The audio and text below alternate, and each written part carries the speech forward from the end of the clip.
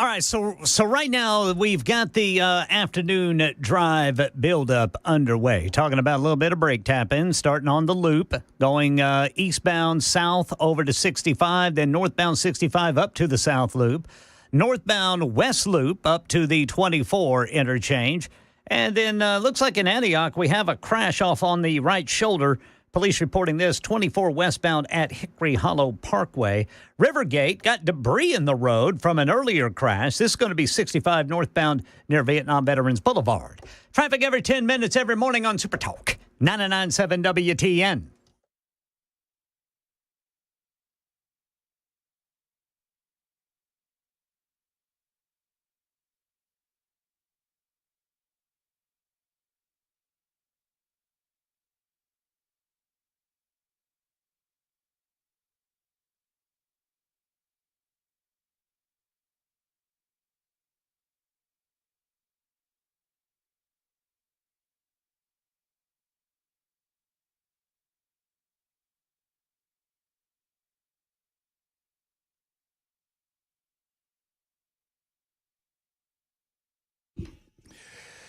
Hello, kids. Welcome in. It is the Matt Murphy Radio Show underway for another day. It's 7 minutes after 3 o'clock. Pleased you've decided to join us for a minute or two, or maybe even the full 4 hours. It is Monday, May 12, 2025. We are on a variety of platforms that I get the honor of telling you about on a regular basis, such as Spotify, TuneIn, iHeart, a variety of other streaming applications. You can download our app and take us wherever you go. Take us on your phone, take us on your tablet, take us on your laptop, whatever. You can also find us on YouTube, Facebook, Twitter, Twitch. That is Talk TV for you masochists in the listening audience that want to watch this performance live on video. You can do that. There are a couple of good, solid reasons to watch on video. One of them is Ken Weaver. He's in News Closet B. He gathers headlines for a living, delivers them twice an hour or when they break. He is also a breath of fresh air in Nashville. What's going on there, Ken Weaver? How are you? It's Monday, man, and I mean, we're almost to the end of our Monday. Wow. And I'm happy about that. That's a positive outlook. Yeah. I mean, that's good, Ken. I mean, that's pretty. I mean, I don't mind Mondays so much. Well, I used to I tried to convince myself that Mondays were actually my favorite day. And how'd that work? Well, it was okay once I got off, because, I woke up at stupid o'clock every day. So getting off at around noon on Monday was okay. Mm-hmm. Now it's not so good because, I got to stay awake longer on Monday. There's Chris Weber. He's behind the glass. He makes sure that everything that comes out of our speaker sounds as good as humanly possible. Hello. A dark cloud on a sunny day. Yeah, I know. So I think one good thing that kind of sucks about working this time shift is getting off so late on a Friday. Yeah, that's true. But boy, you get it back on Monday morning when you don't have to get up at stupid o'clock, as you say. See, that's what I am telling you. I'm not complaining. I am not complaining because, I mean, now my weekends are 3 days. Yeah, you get that full Sunday experience. Yes, sir. Without having to say, I got to cut it short. Got to turn in. I ain't got to worry about anything. Hey, it's Sunday afternoon. You want to go do something? Sure. Yeah. I don't have to do anything until 7 o'clock tomorrow morning. I saw Dan Mandis on a post a couple of weeks ago. I'd forgotten about this. Our own Dan Mandis of Nashville's Morning News. The funniest little man in morning radio. Yes, sir. I say that with love. No, I love Dan. And Dan was he was saying that one of his favorite parts about getting off on a Friday afternoon or getting off on Friday was that on Friday afternoon, and he posted this at like 1 o'clock Friday afternoon. Friday afternoon, I don't have to start worrying about the radio show today, this afternoon.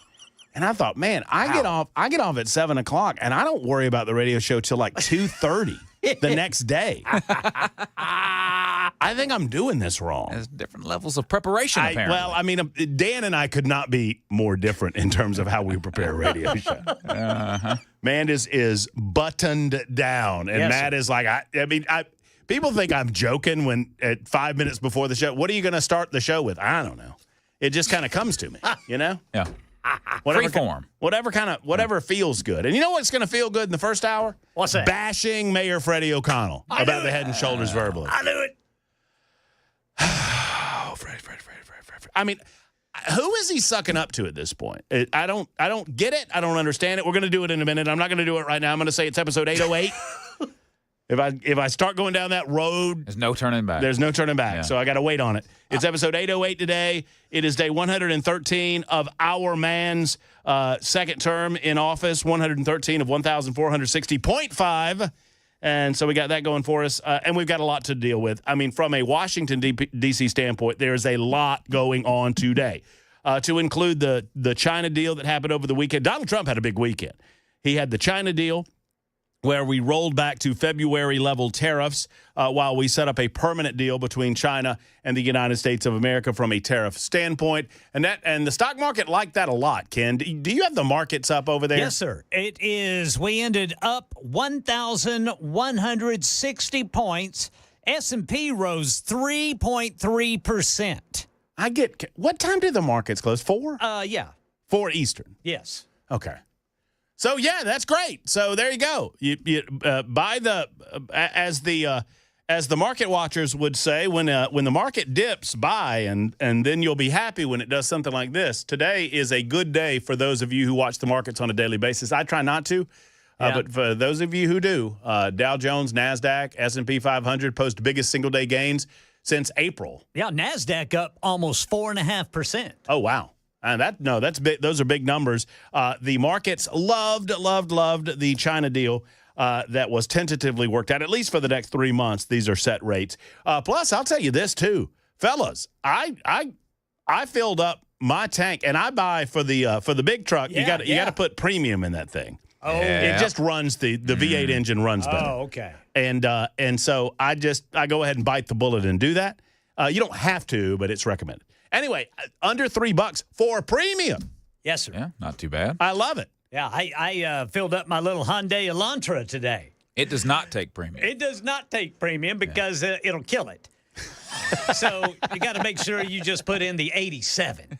And I got out of there for like $22 on $23 on, I think, 10 gallons, something like that. That's solid. Not bad. Oh, I loved it. Do y'all remember what gasoline was when y'all started driving? Yeah, I do. Yeah, I think it was still like maybe under $1. Mine was, I remember paying 96 cents a gallon. I can remember at one point, this was after I was probably 18 or 19, gas was like 79 cents a gallon. Oh, wow. Yeah, see, that's great. It was like right around like 98, 99, somewhere in that neighborhood. Mm-hmm. And I remember thinking, that's pretty cheap. Even then, it was pretty cheap. I don't know that we'll ever get under 2 again. Yeah, I think that's so tough. I think the world has just changed. I mean, at some point, millions became billions. Yeah. And when millions became billions, I think under $2. I mean, but you know what? Donald Trump surprises us. So, maybe he can, maybe our man can surprise us on that front too. But I just thought, I was filling up the truck and I'm buying the premium and it's like $2.98.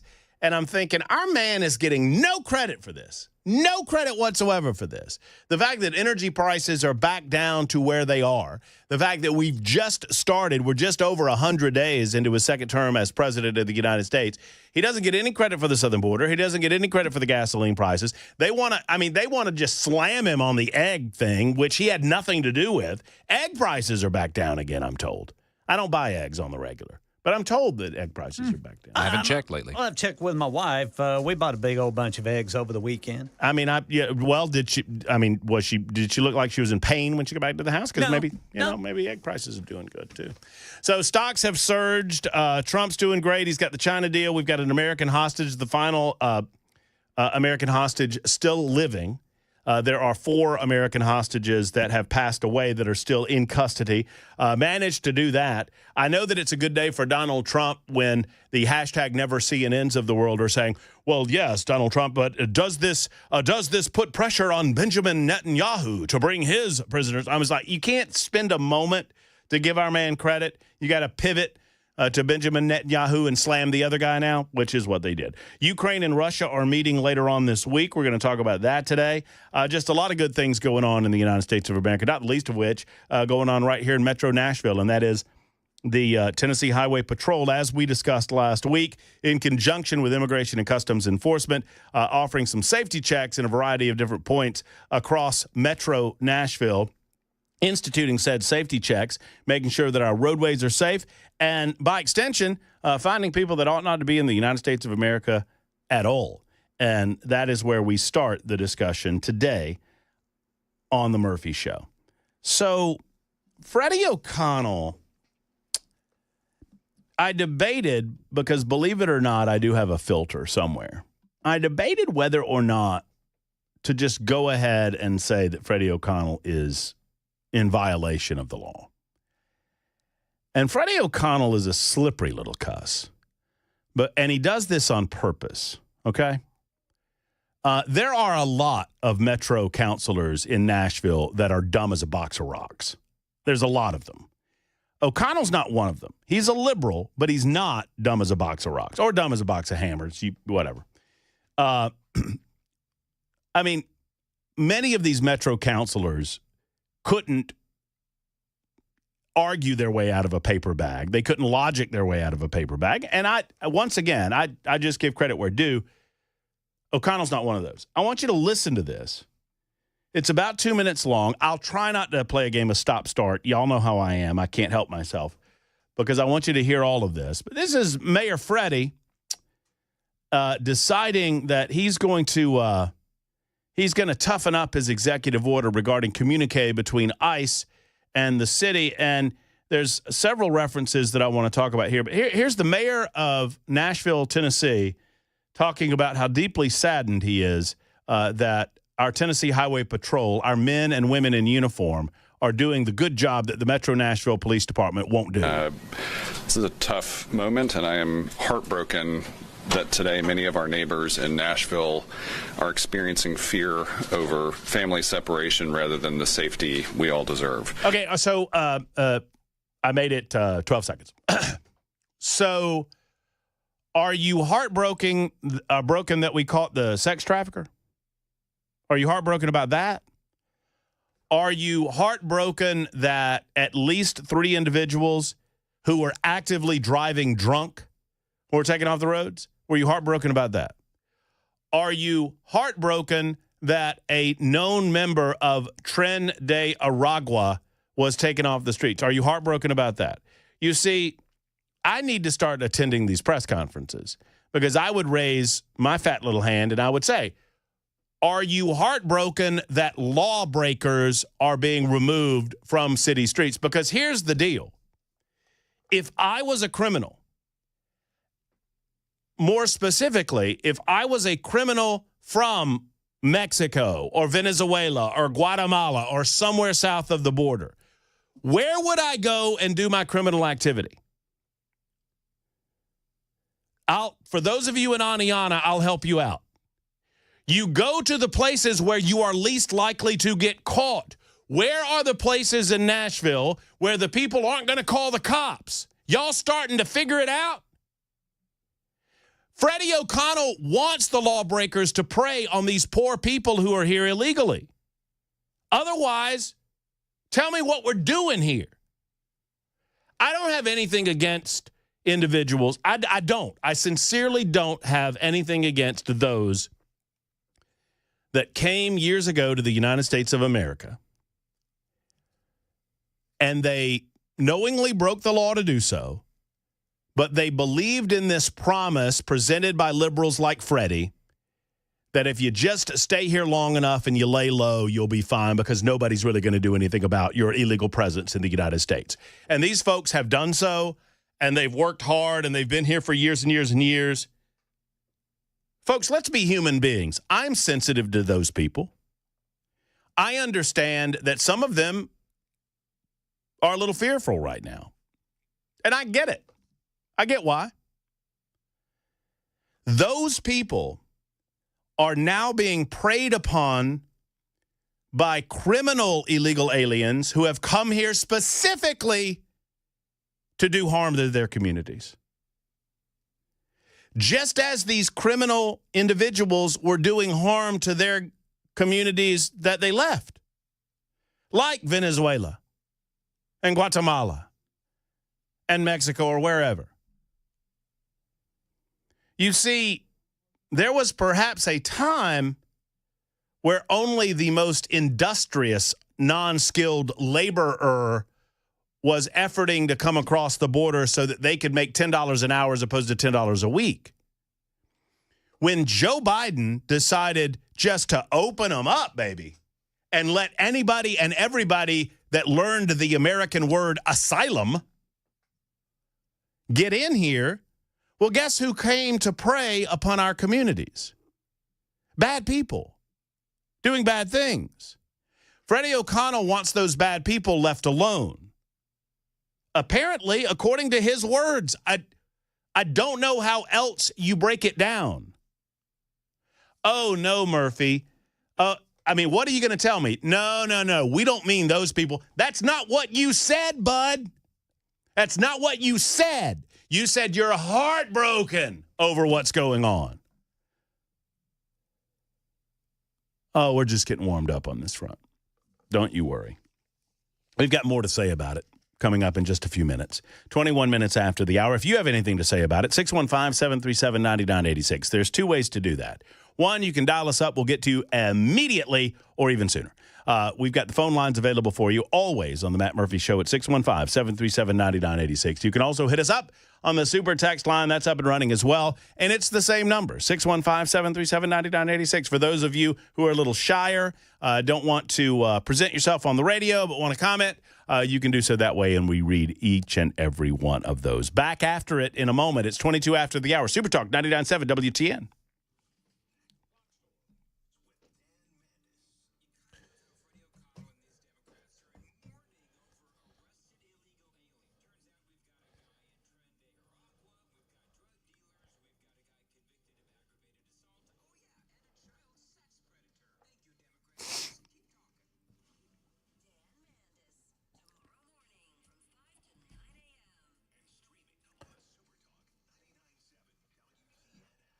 Hey, friends, it's Matt Murphy, and I want to spend a minute or two with my man, Lenny McGill, from over at the Glock store, because we got a huge event coming up, and Lenny's going to tell you all about it, but I'm very, very excited. It's at the end of the month, and tick tock, the days are winding down before the big open house, Lenny.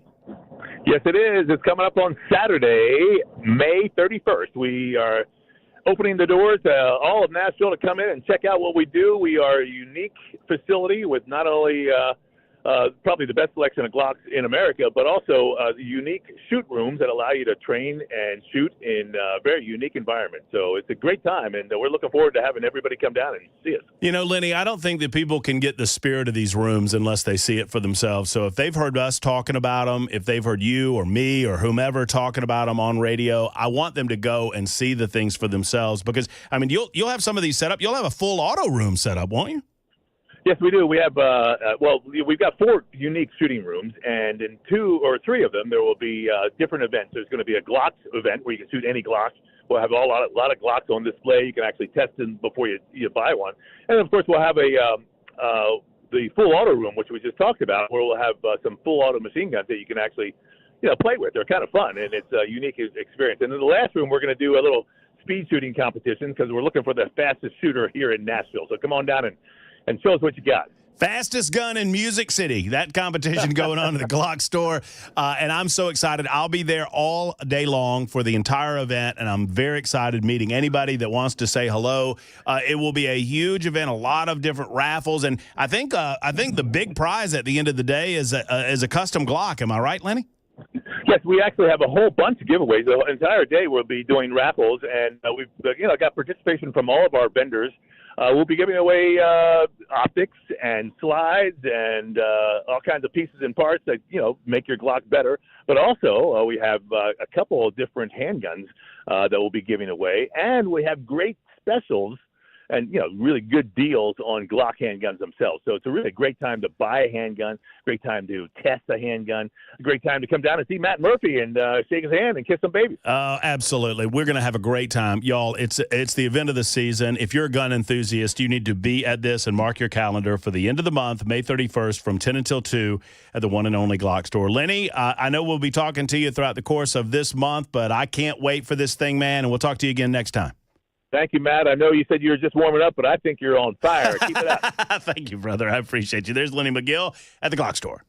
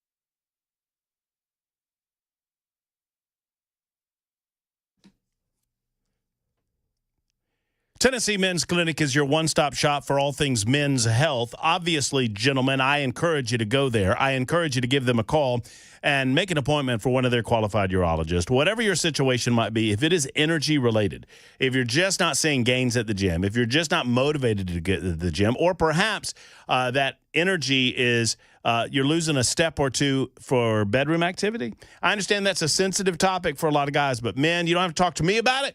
You need to talk to Tennessee Men's Clinic about it because they have solutions for you. They can get you back right again, back on the path again. All you need to do is make the call that so many others have made to Tennessee Men's Clinic. Thousands of men have been assisted by Evan Bass and his team at Tennessee Men's Clinic. Go to TennesseeMen'sClinic.com or stop by either of those two locations. You can schedule an appointment there too.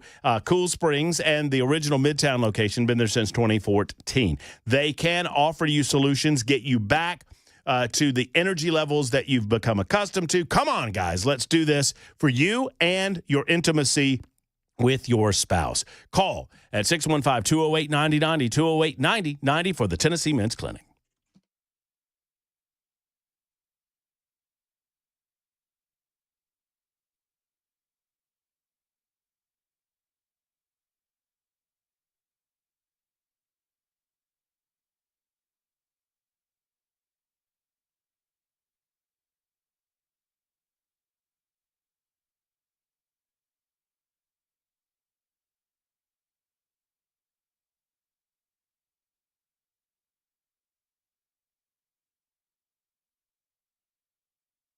An attempted murder suspect killed during an exchange of gunfire with Metro cops. And hear the reunion of the last living American hostage in Gaza and his family.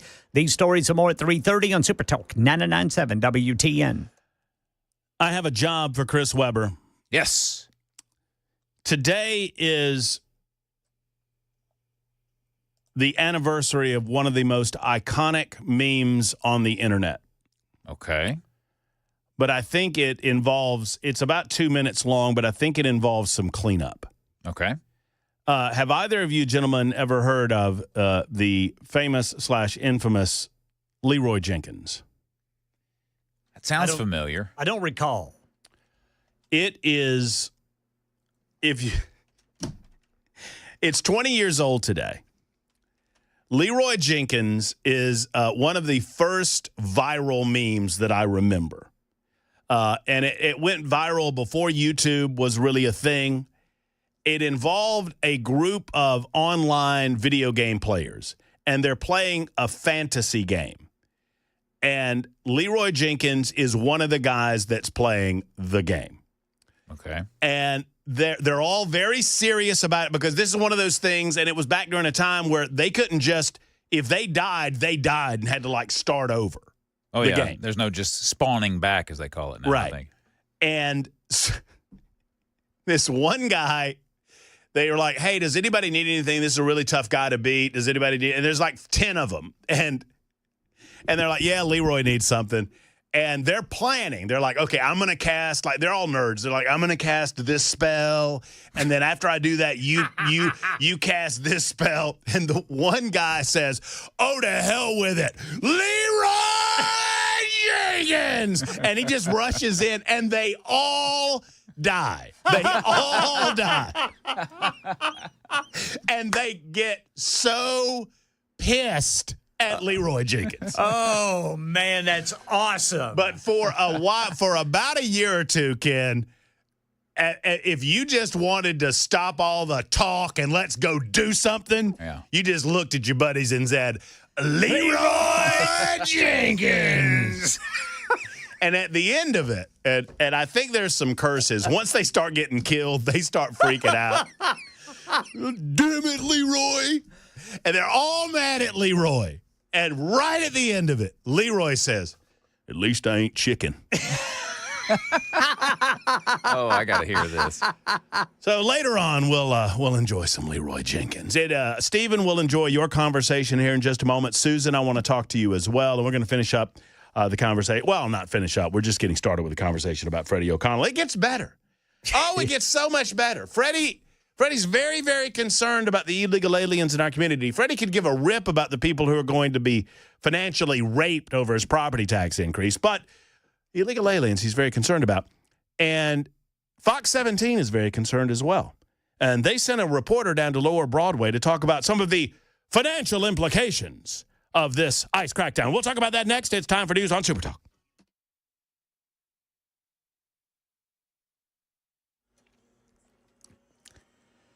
I'm Ken Weaver with your top stories. Got the full forecast and traffic in 5 minutes. Right now in Nashville, an attempted murder suspect is dead after exchanging gunfire with cops downtown. Darius Hunt, who we deem to be a very dangerous and armed individual, was in this immediate area around Frugal McDougal's and then started to walk up the bridge.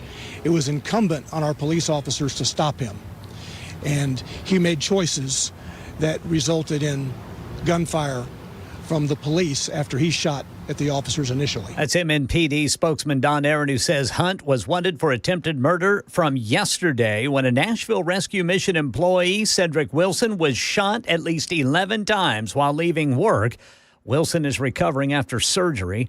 Officer Clayton Lewis, a 9-year MNPD veteran, is being treated at the hospital for a gaze wound to his leg from this morning's exchange with that suspect. He is expected to be discharged today. U.S. stocks soared on news of cooling tensions in the U.S.-China trade war, both sides agreeing to reduce their tariffs to where they were in early February. This is going to be a 90-day pause. And the Israeli military says American-Israeli hostage Idan Alexander is with the Red Cross after being released by Hamas. This is what it sounded like as he was reunited with his younger brother and another relative. His mother, Yael, speaking to her son for the first time in a year and a half. Alexander's the last living American hostage. Hamas is still holding 4 bodies of Americans. And that's the latest news. Traffic and weather next. I'm Ken Weaver, WTN News.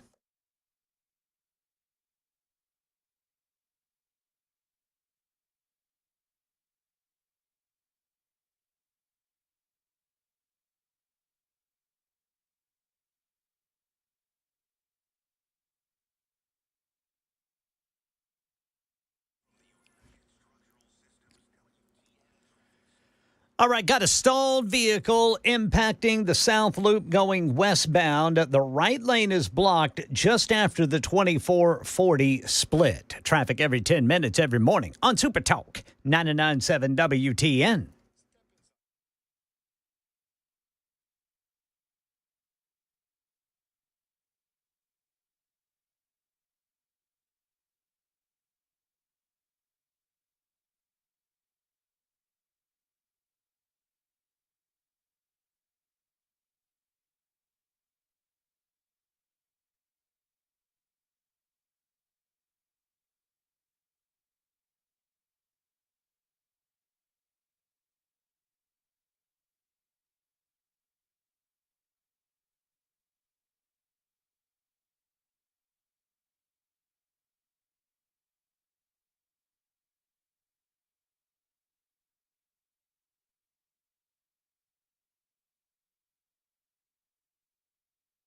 Friends, if you own land and you're looking to do something with it, or perhaps you want to add value to it, might I recommend an incredible post-frame building from Stoltz Co. They are the leading provider of post-frame buildings in Middle Tennessee and beyond. Stoltz Co. is the company that delivers first-class customer service with the creation of any post-frame building you can imagine, such as a pole barn, a garage, an equestrian space, an event space, or, yes, a barn dominium.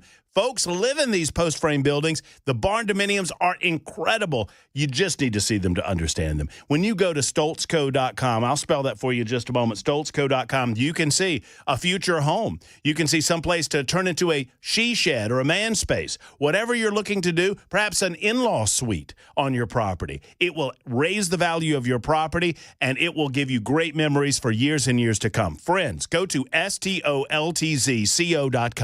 That's stoltzco.com, or give them a call and sit down and talk to them today about what you desire, what you dream. If you can dream it, they can do it at Stoltzco. 615-622-5992, 622-5992 for Stoltzco.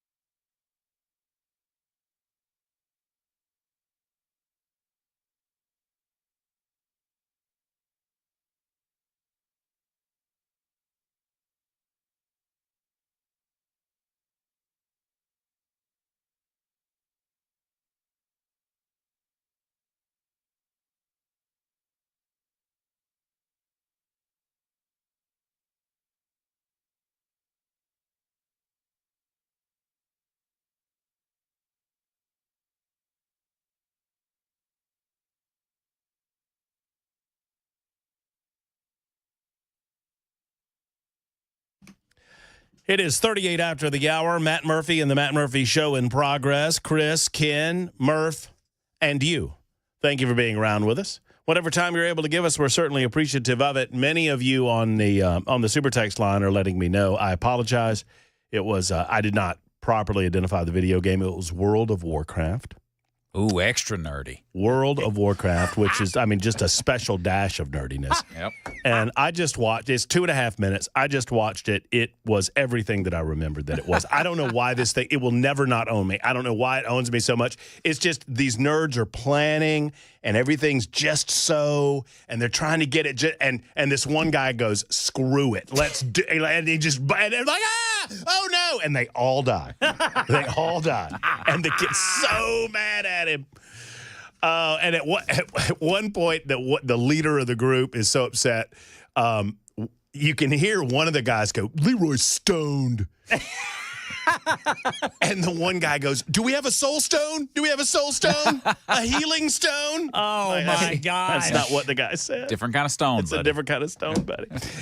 So anyway, we'll get to that. There are a number of, it might take Weber a minute or two to clean it up because they get mad at him. Well, in the first, 45 seconds, there were several instances where I had to stop and listen to a section of it multiple times because they're saying things that I don't understand. They're talking nerd talk, and I don't know what they're saying. And I'm like, is that what word was that? Oh, right. They hey, doesn't Joel have the wings of enchantment? Like that kind of crap. Yeah. Yeah. They're saying, Weaver. This is awesome. This is going to be great. This is because they're setting it up, and okay, I'm gonna throw a scatter spell, and then you throw this thing, and then we're getting it all ready, and Leroy screws everything up. Leroy's that guy. Is like, screw it, we're not planning, we're going. It's enough of this talk. Let's have some action. And that's exactly right. And at the end of it, if you've never heard this, you'll listen, and I'll say to you, which one of these people do you want to be friends with? And every single one of you will say Leroy Jenkins. Yeah. Every single one of you. Because at least he ain't chicken. So speaking of chickens, Freddie O'Connell was speaking before the people of Nashville just the other day. And I'll back it up because I was only 12 seconds in before I had to interrupt him. Here's Freddie talking about how heartbroken he is about it. This is a tough moment, and I am heartbroken that today many of our neighbors in Nashville are experiencing fear over family separation rather than the safety we all deserve. The trauma inflicted on families is long-lasting, and I'm doing everything in my power consistent with applicable law to protect anyone who calls Nashville home.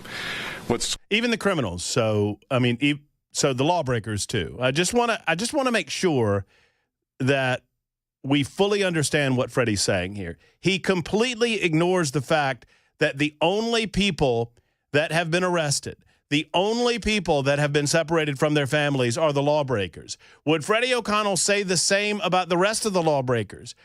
People who were born here, who decided to break the law. You have to separate those people from their families too, bud. What's clear today is that people who do not share our values of safety and community have the authority to cause deep community harms. Immigration enforcement is a federal responsibility. MMPD officers are not ICE.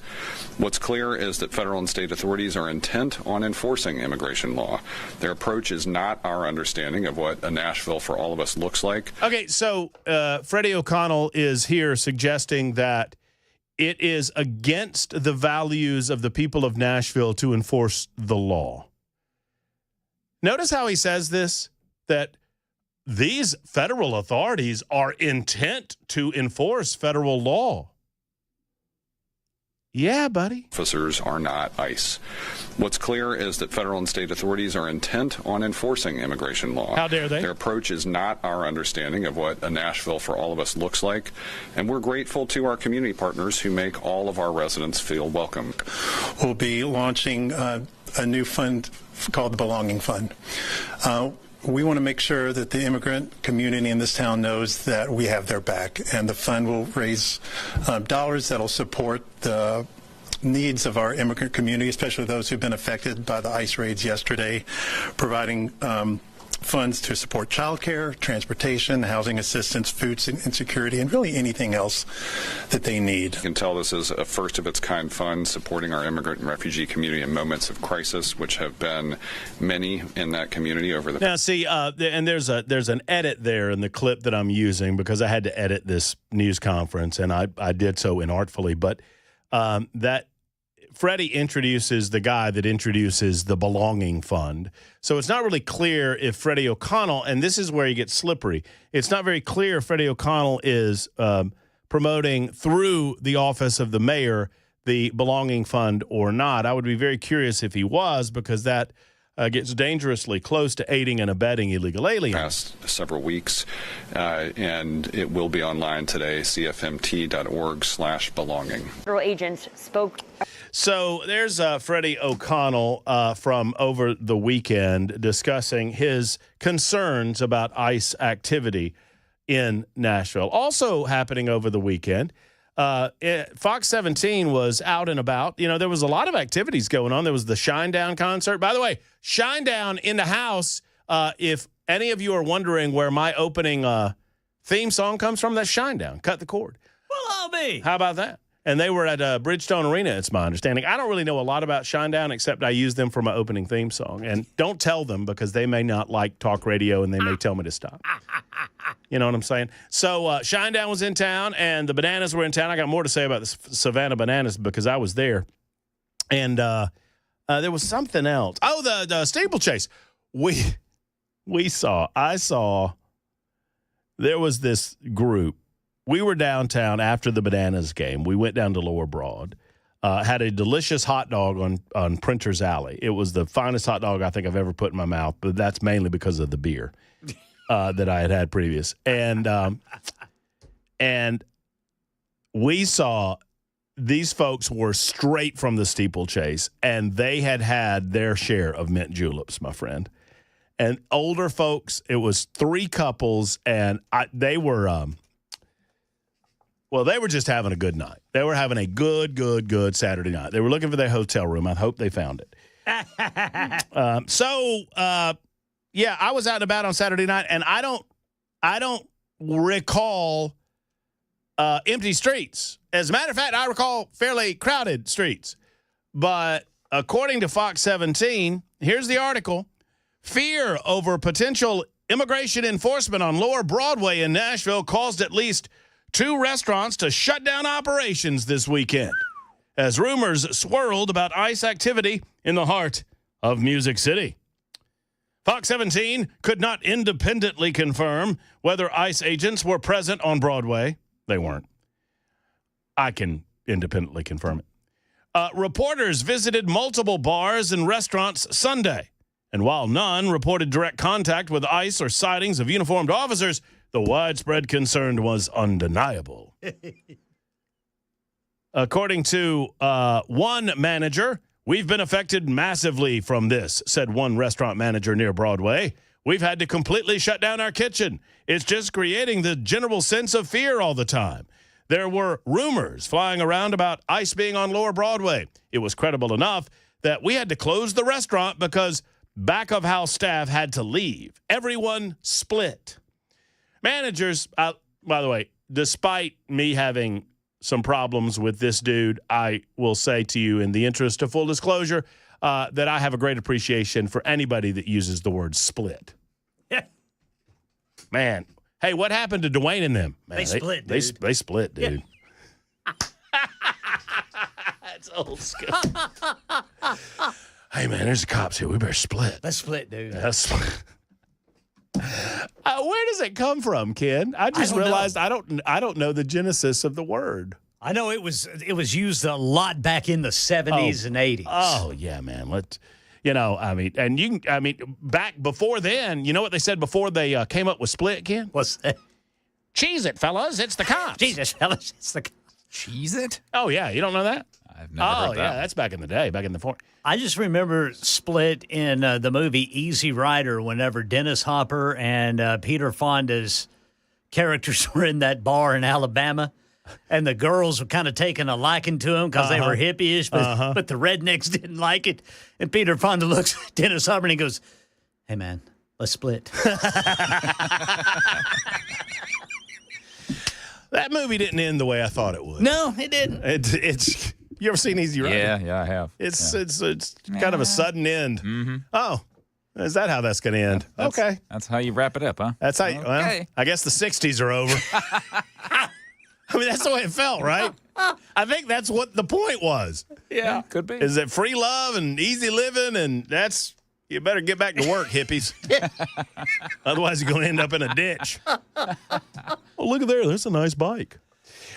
Staff at several establishments. This is back to this Fox 17 article. Yes, sir. Everybody split. Managers say rumors of ICE's presence in the area spread rapidly among staff, many of whom feared being detained despite having valid paperwork. Why would you be? Let's just let that. I'm going to say this sentence again, Ken. All right. Let's just let this one wash over us. Right.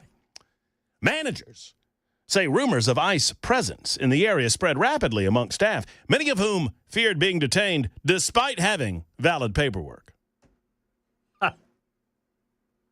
The general consensus is it doesn't matter if you've got the right paperwork or not. The fear is the same regardless, a manager added. Staff said several establishments reportedly fled upon hearing ICE could be nearby, forcing managers to close kitchens or halt service entirely. More than half of our restaurant staff is not attending right now, so we're currently closed for business, another manager said. Well, then why is he there? Fox 17 News has agreed not to name the restaurants or managers interviewed. Why? What? Why? Okay. I had a table. The first manager said, I had a table I'd made drinks for. And when it came time to order, I had to come back and tell them, I'm sorry, we're closed. Our kitchen is closed. Well, why the hell did you serve me drinks if you're closed? This doesn't make any sense. You know, if I didn't know any better, y'all, I would think that Fox 17 is just making up a story.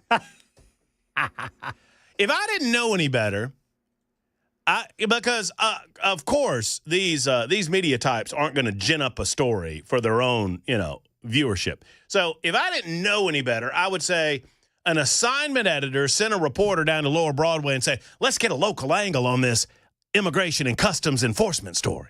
And the local reporter said, ooh, that's a good idea. So get some people on camera saying that they had to close their doors. We need a man on the street. We need a man on the street approach to this. Oh, okay. Hey, boss, nobody will go on record. Run the story anyway. Hey, everything seems fine. Come on. All right, first, if you have valid paperwork, there's nothing to fear. And if you are afraid and you have valid paperwork, don't be. If you do not have valid paperwork and you're not doing anything wrong, nobody's going to stop you anyway. The people that are getting stopped are committing traffic violations or they are in violation of some other aspect of the law prior to being detained and asked to identify themselves. You see, in order for the Tennessee Highway Patrol to approach you and ask you to identify yourself, they have to have a valid reason in order to do so. And it is not a valid reason. I'm just trying to help y'all out. I'm trying to help all you amigos out here. It is not a valid reason to say, well, you're brown-skinned. Okay? So if you're not doing anything else wrong, you don't have anything to worry about. I'm being dead serious, y'all. You don't have anything to worry about.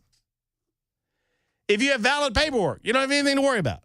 Don't leave the kitchen. Nobody's going to run into the kitchen and try to get you while you're making whatever you're making in the kitchen. But I don't know that I believe, maybe they're not showing up for work. But my question to these managers, why in the world would you not want to identify yourselves?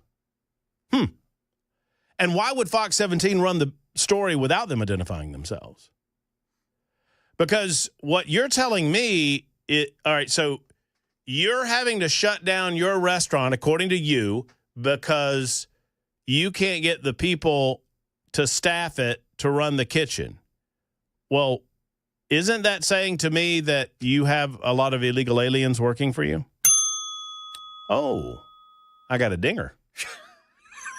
I must be onto something. So does it stand to reason that when asked, can we get your name for the story, sir? Oh, I don't want to give my name. because I hire illegal alien labor for my kitchen, like I just told you. Oh, wait. They have valid paperwork. You notice how they slipped in the valid paperwork thing? Does anybody believe they have valid paperwork? If I'm the manager and I'm like, yeah, I'll talk to you. Oh, no, they're gone. They split, man. They're out of here, buddy. They took off. Well, why did they take off? Oh, I don't know, because, they've got valid paperwork. I saw it when I hired them, because I'm not in violation of the law at all. I saw a Social Security card. Come on, man. This story, this is not happening. And, oh, by the way, I was on Lower Broadway Saturday night, and the businesses there seem to be doing a robust business, at least all the places that I went to. Went to the Redneck Riviera, boys. How was that? It was good. I didn't see John. Oh, that's a shame. I know. Did you get your big old burger? I did not. I'd already had one of them Big Daddy dogs down at that's right. on Printer's Alley. That's right, yeah. Good Lord. Should have shared it. Too big for me. Especially after being at the Bananas ball game, drinking all them beers. But more on that in a little bit, and your calls. So if you're Susan, I apologize, Steve. I got to get to this. We'll get to the news, and I'll get to every one of your calls. I want to open up the phone lines in the 4 o'clock hour and tell me if you're buying this story and what you think of Freddie. We'll get to all of you moments from now. It's 55 after the hour on Super Talk.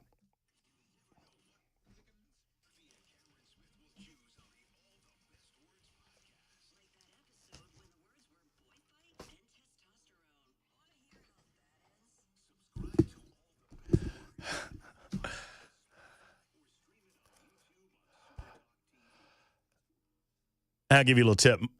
My word was boy fight. Boy fight. My word. I think Cameron's word was, no, wait. Maybe I have that backwards. I don't know. You'll have to go watch the podcast to see. I can't even remember, and I did the podcast. Dickens Turf and Landscape Supply is your local full-service Toro dealer. Easy for me to say. It's already mowing season. Y'all know that by now, right? Things are growing out there. And if you're ready to replace your old mower with a new Toro, they are stocked up. Toro Time Cutter, Toro Titan, Toro Z-Master mowers, and they're looking to make a deal. As a matter of fact, when you go where the pros go, you can get up to $1,500 off a select Toro zero-turn mower. Ask them about this. That deal's happening until the end of May. Toro, you can count on it. And you can count that they know what they're doing at Dickens Turf and Landscape Supply. They can offer you advice. They offer quality parts, products. The best advice, it is your one-stop shop at Dickens Turf and Landscape. So you're like, hey, why isn't my grass growing? Or why do I have this thing going on? Or what have I got? I got bugs. They can talk to you about all of these types of things, fertilizers and different weed and seeds and all of that sort of thing at Dickens Turf and Landscape Supply. 7 separate locations. That's Nashville, Bellevue, Murfreesboro, Brentwood, Mower, Hendersonville, Mount Juliet, and Franklin. Go to DickensSupply.com for all things Dickens Turf and Landscape Supply. That's DickensSupply.com. For many of us, generators are becoming a must-have household appliance. From unpredictable weather to surprise outages, it's better to be safe than sorry. Generator Supercenter of Nashville offers fast and easy installations with 24/7 service and monitoring to all brands of generators and expert repairs done right. Our mission is to make owning a backup generator simple and easy. Visit your local store today or check us out online. Generator Supercenter of Nashville. We serve all Middle Tennessee.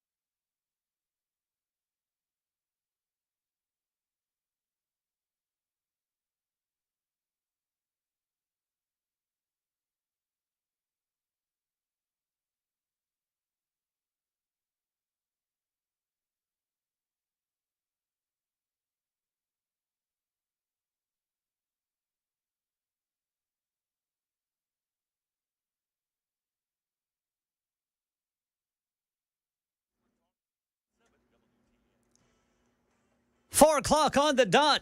I'm Ken Weaver with your top stories. We are at a level 1 out of 5 risk for severe weather here in Middle Tennessee. We got some areas of heavy rain, but no storms, nothing severe right now. Might see some lightning every now and then. Full forecast and traffic in 5 minutes.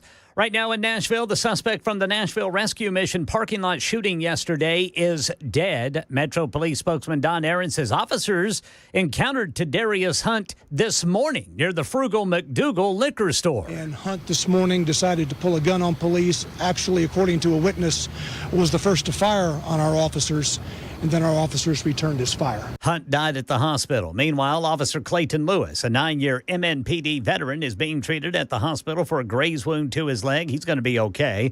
Hunt allegedly shot Nashville Rescue Mission employee Cedric Wilson 11 times in the chest and legs as Wilson was leaving work yesterday at the rescue mission.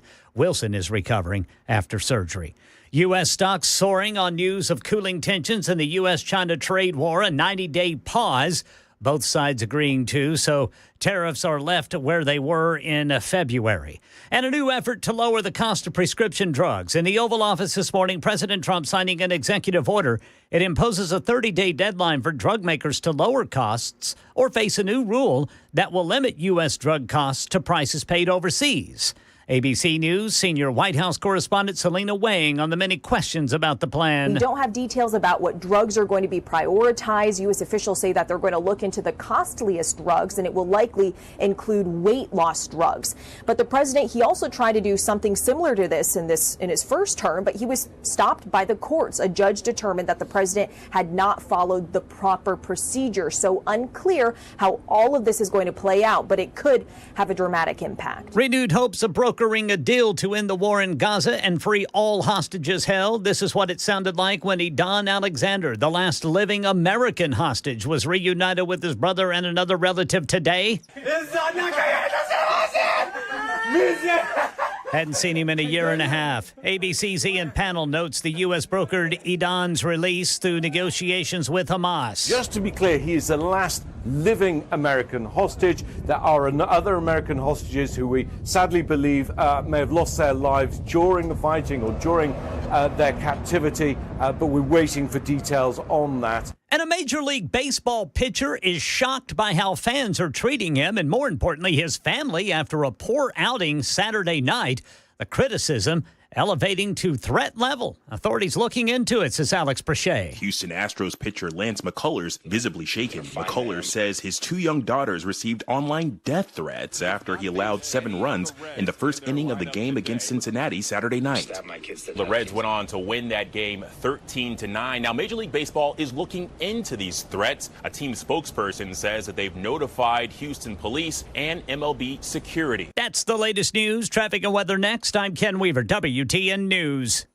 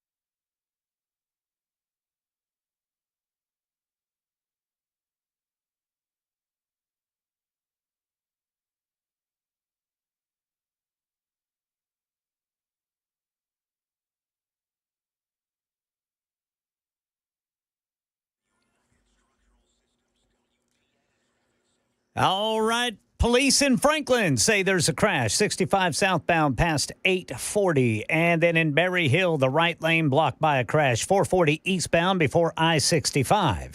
In Wilson County, Highway Patrol reporting a crash on the right shoulder, 40 westbound at Mount Juliet Road.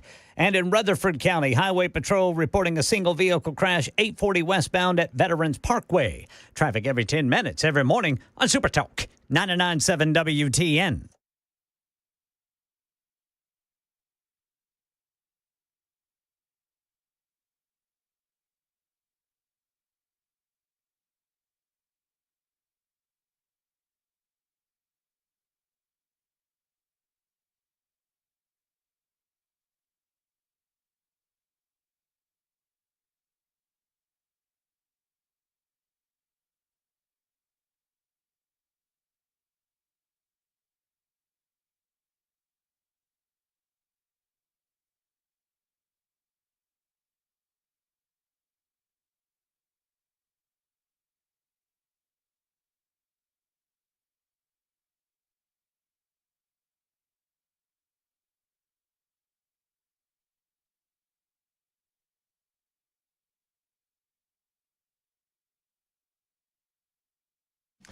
For those of you who don't think this is a dangerous job, allow me to disabuse you of that notion. You see what just happened to me? Yep. I just got pinched. It'll get you. Uh-huh. My headphones just pinched me right on the soft, fleshy part of my hand. Ooh. Ow. Yeah. You think we might ought to go home? You boys handle it. I'm gonna go to the docking about, see what's up. I had a guy working. I've got a guy working on the shed in the back of my house. Yes, sir. Mm-hmm. The landlady. A cat. Let's back this story up. There was some form of damage to the roof. Don't really know when that happened, but I went in after the winter season and I realized a cat had been getting in through the roof. Mm-hmm. And there was also weather getting in through the roof. And so I patched it as best I could and called the landlord and said, hey, might want to do something about this. And they're finally getting to it. And he was there and he was telling me the story about cutting off the tip of his pinky finger. Ow. Yikes. He was on a ladder using his skill saw, and he is an experienced enough craftsman and carpenter that a lot of those guys will take a little piece of wood and they'll hold the guard up on the skill saw because it's a pain in the butt when you're trying to use it, especially in that position. Well, everything was fine until he slipped off the ladder and fell to the ground. And he said his hands hit the ground, and a split second later, the skill saw hit the hand. And he said, Marco said that he just considers himself lucky because it didn't get any bone. It just got the tip of the pinky finger, and he said it could have been my entire hand. Oh, yeah. Easily. Oh, boy, oh, boy. Yeah, if you work construction and if you haven't almost cut a finger off at one point, you ain't doing something. Yeah, you're right. not doing something properly. But I'm like, man, oh, man, I don't have to work for a living. I mean, you know what I mean? Yeah. I mean, I think about those boys out there slaving after it in the hot sun every summer. Good gracious. And it's coming, boy. It's coming. It's pretty hot out there today. By the way, while we're on a little, I'm getting back to your calls. We're going to talk about Freddie. We're going to talk about immigration. But while we're on a little bit of a pause, did either of you fellas hear any of the Dan Mandis Nashville Morning News Show this morning? I did not. Mandis, I did, but I can't remember what I heard. Well, Dan, I don't know how this came up, but Dan has decided that we as a radio station need to put clothes on the naked statues. All right. Mm-hmm. We work here. I like to say we work at the ass end of Music Row. We're right on the dead end side. And right down from us in the little roundabout on DeMundbrian is Buddy Killing Circle. Buddy Killing Circle, right at the base of the real base of Music Row. There's Musica. That's the name of the statue. That's right. That's the official name. Musica. Oh, and it's I think there's 8 or 9 folks frolicking in a circle. Yeah. Is it that many? There's at least, I want to say there's 8. Give me a fact check on that. I'm going to go 8. What are you thinking, Weber? I thought there was only like 5 or something. No, there's many more than 5. I don't look at him. Weber, You look the other way. I'm a faithful man. I'm afraid one of them's going to wink at me. Yeah. 1, 2, 3, There's 4. at least 8. 6. Yeah, I think you're right. I think there is 8. It's Well, hard I'll to be. tell Well, from this 'cause, picture. All right, there's 2 up top. Yeah, 1, there's a 2. couple of them in the air. Yeah. Yeah, I think you're right. I think it is 8. I look at them all the time, Ken.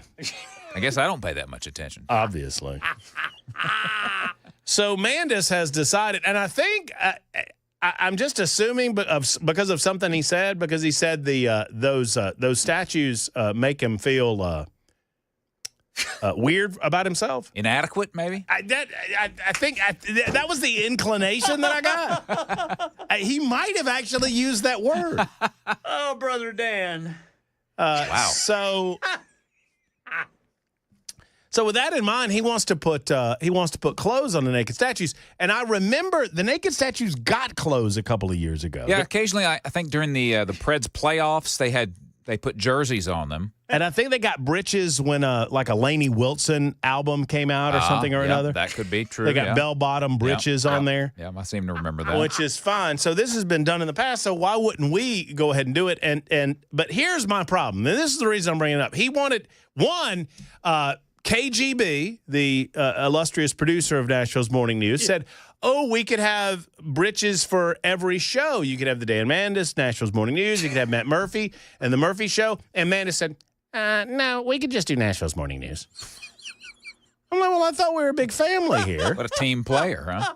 It's not a very team. Yeah, that's exactly right. It's not a good team approach. But then he said something, and I'm like, what? Oh, so because KGB says something about Matt Murphy, and then suddenly he wants to do loincloths. And I'm like, hold on a second, buddy. My grandpa was Cherokee Indian. Now you're culturally appropriating. And let me tell you something. If you're a little bit concerned about what Melba Toast is packing down there, you don't need a loincloth. Because, I mean, folks will see everything that God gave you with a loincloth. And then he said something about diapers. And I'm like, what? Adult diapers? You know, if we're going to put clothes on them, we should put nudie suits on them. That's a great idea. You know? That's a good idea. This is Music City, after all. I want me a nudie suit so bad. But they're...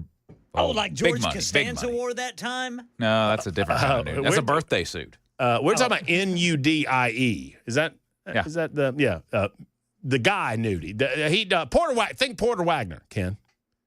Like the type of suits that Porter Wagner used to wear. Really? That's a nudie suit? That's called a nudie suit. The guy's name was Nudie. Well, I'll be. And that was the stitching and everything. With all the bedazzling on it. Buck Owens. There he is. Yes, sir. Oh, yeah. Buck Owens would do nudie suits.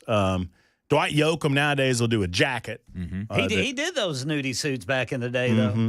Oh, yeah. So not nude as in naked, but nude as in nudie. I gotcha. Mm-hmm. Okay. All right.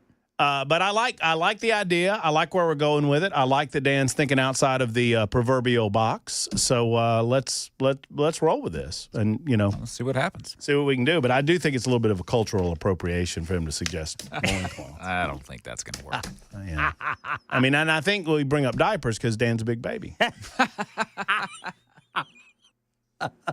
He says in love. Marty Stewart, we're told on the is a big nudie suit guy. So anything we can do. I mean, I'm all about it. So, but those butts are a lot bigger than you think when you get up close. They're big folks. Yeah. I mean, those are big people. Mm-hmm. I'm gonna have to look at them then today. You should give them a look. On my way home, I'm gonna go slower. Actually, I'm gonna go all the way around it. Let me tell you something. A couple of those ladies are. Those might be the ones been winking at me. Buxom, as they say. Nice and firm. Oh, yeah. I mean, it is a statue, but Well, but you know what? It's funny because they were asking this morning, and I'm assuming that it was just a classical Greek style is the reason they're naked. I would guess. I would assume. I don't know. I mean, it's hearkening back to the days of Greek. Mm-hmm. I mean, and those Greeks. They never put any clothes on. Well, I tell you what, old Buddy Killen, he's digging it down there. That guy, who's that playing the piano right there on That's Buddy Killen. Is that Buddy Killen? Yeah. Oh well, yeah. I bet he's loving life. Front row seat. Yeah. I mean, for the rest of his days, he's got a front row seat to those nubile statuettes. Susan is next up in Hendersonville. Thank you for indulging our frivolity, Susan. How are you? I'm fine. Susan, you're up. What's going on? What's on your mind? Okay. This thing about Metro Police not assisting the other law enforcement in apprehending these subjects really gets me. I retired from Metro Police after 30 years. I was a civilian, retired in '07, and I worked in criminal warrants the last 5 years. And I know for a fact when they would bring some of these people in like we're talking about, they would not book them. They would call ISIS. And ISIS, in the matter of 2 or 3 hours, would come pick them up and take them somewhere. I don't know where. But Metro Police did assist in this. Now, Chief Drake, I can't say he was a police officer at the time. I don't recall. But my point is this. I called the chief's office one day, and they put me in touch with this young lady that handled the media. And she made the statement, Metro Police has never assisted ISIS. I said, I beg your pardon. They most certainly did. And I said, you probably weren't born then, but I'm telling you, don't be telling this because it's not true. So Metro Police did assist, and I'm really embarrassed that I'm retired from there, and I know the good officers that work there, a lot of them are probably deceased or retired now, but did assist ISIS, and there's no excuse for them not helping. I can't believe the mayor, yes I can, anyway, is allowing Chief Drake not to let the police officers assist. And that's what I want to tell you. Well, Miss Susan, I'm glad you did. And you're right. They are speaking as if this has always been this way. But as you pointed out with your knowledge and experience, that's not the case. I mean, well, there was a time, it was before my time. I mean, I barely hit the Cooper era, so I don't remember the Megan Berrys of the world or the Dresdens of the world or Bresdens of the world. But and some of the other mayors, Carl Dean, I guess, was a mayor for a while. But there was a time when the mayors in Nashville may have been Democrats, but they were pro-business, common sense, kind of old school Democrats. And Freddie O'Connell, gosh, I mean, he's coming off as pro-crime, frankly. He's a nitwit. Let me tell you something. He is. And I tell you who was the chief at the time we was doing this was Chief Surpass. Now, a lot of people didn't like him. He was really before his time. But by George, that police department was running excellently. I love it. And he's the one that was chief when we did this.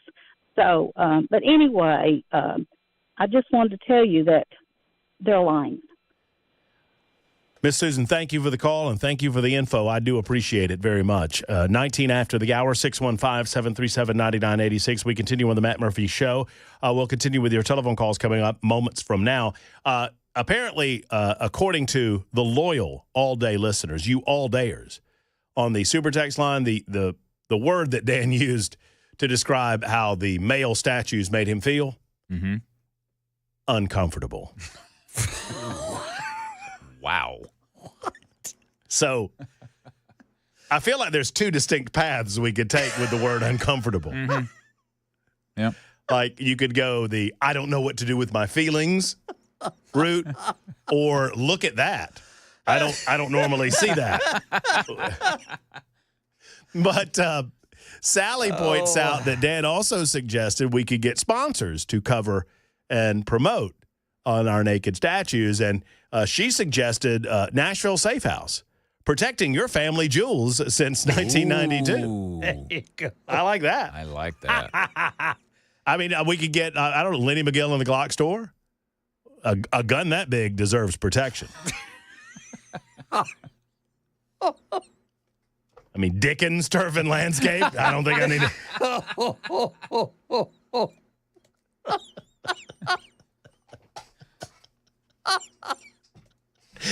We'll be back in a minute. I don't even know.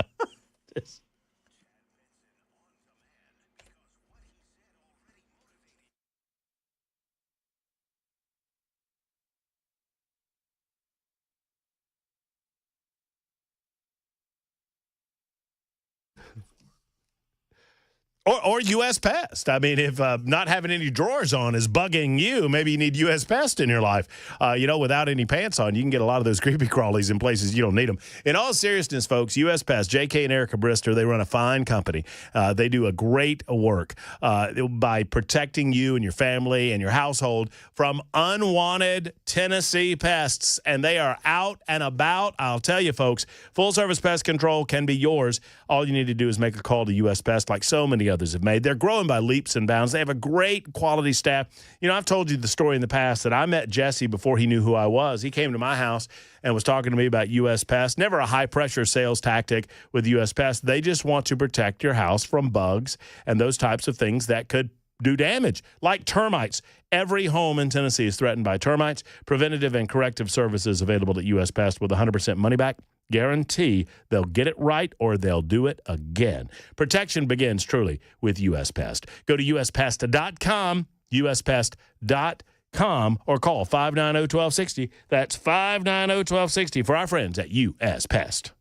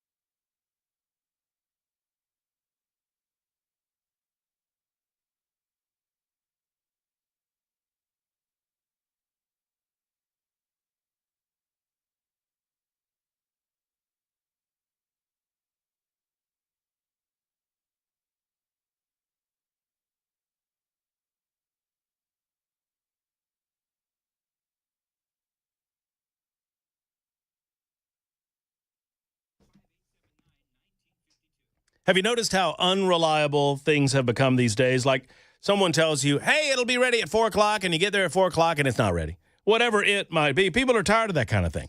Friends, if you've had unreliable vehicle repair in the past, you remember that, don't you? That's why Eurofix makes sure that they are as reliable as possible. They turn unreliable into reliable, as a matter of fact.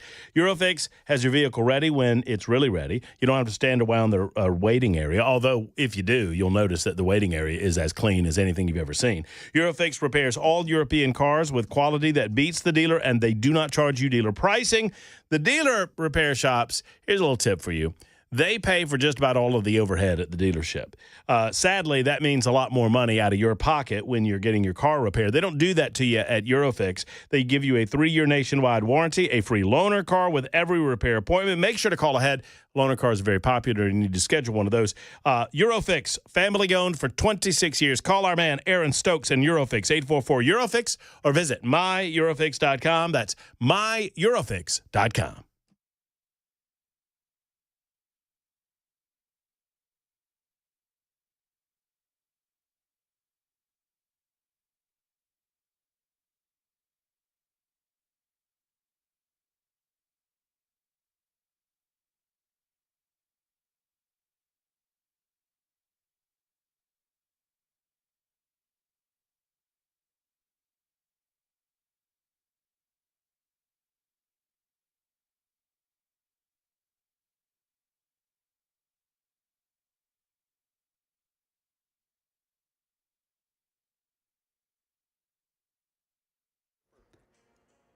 Deadly officer-involved shooting in Nashville and other top stories at 4:30 on Super Talk 99.7 WTN. That's up in less than 5 minutes. Super Talk 99.7 WTN. Matt Murphy, Ken Weaver, Chris Weber, and you. Thank you for being around.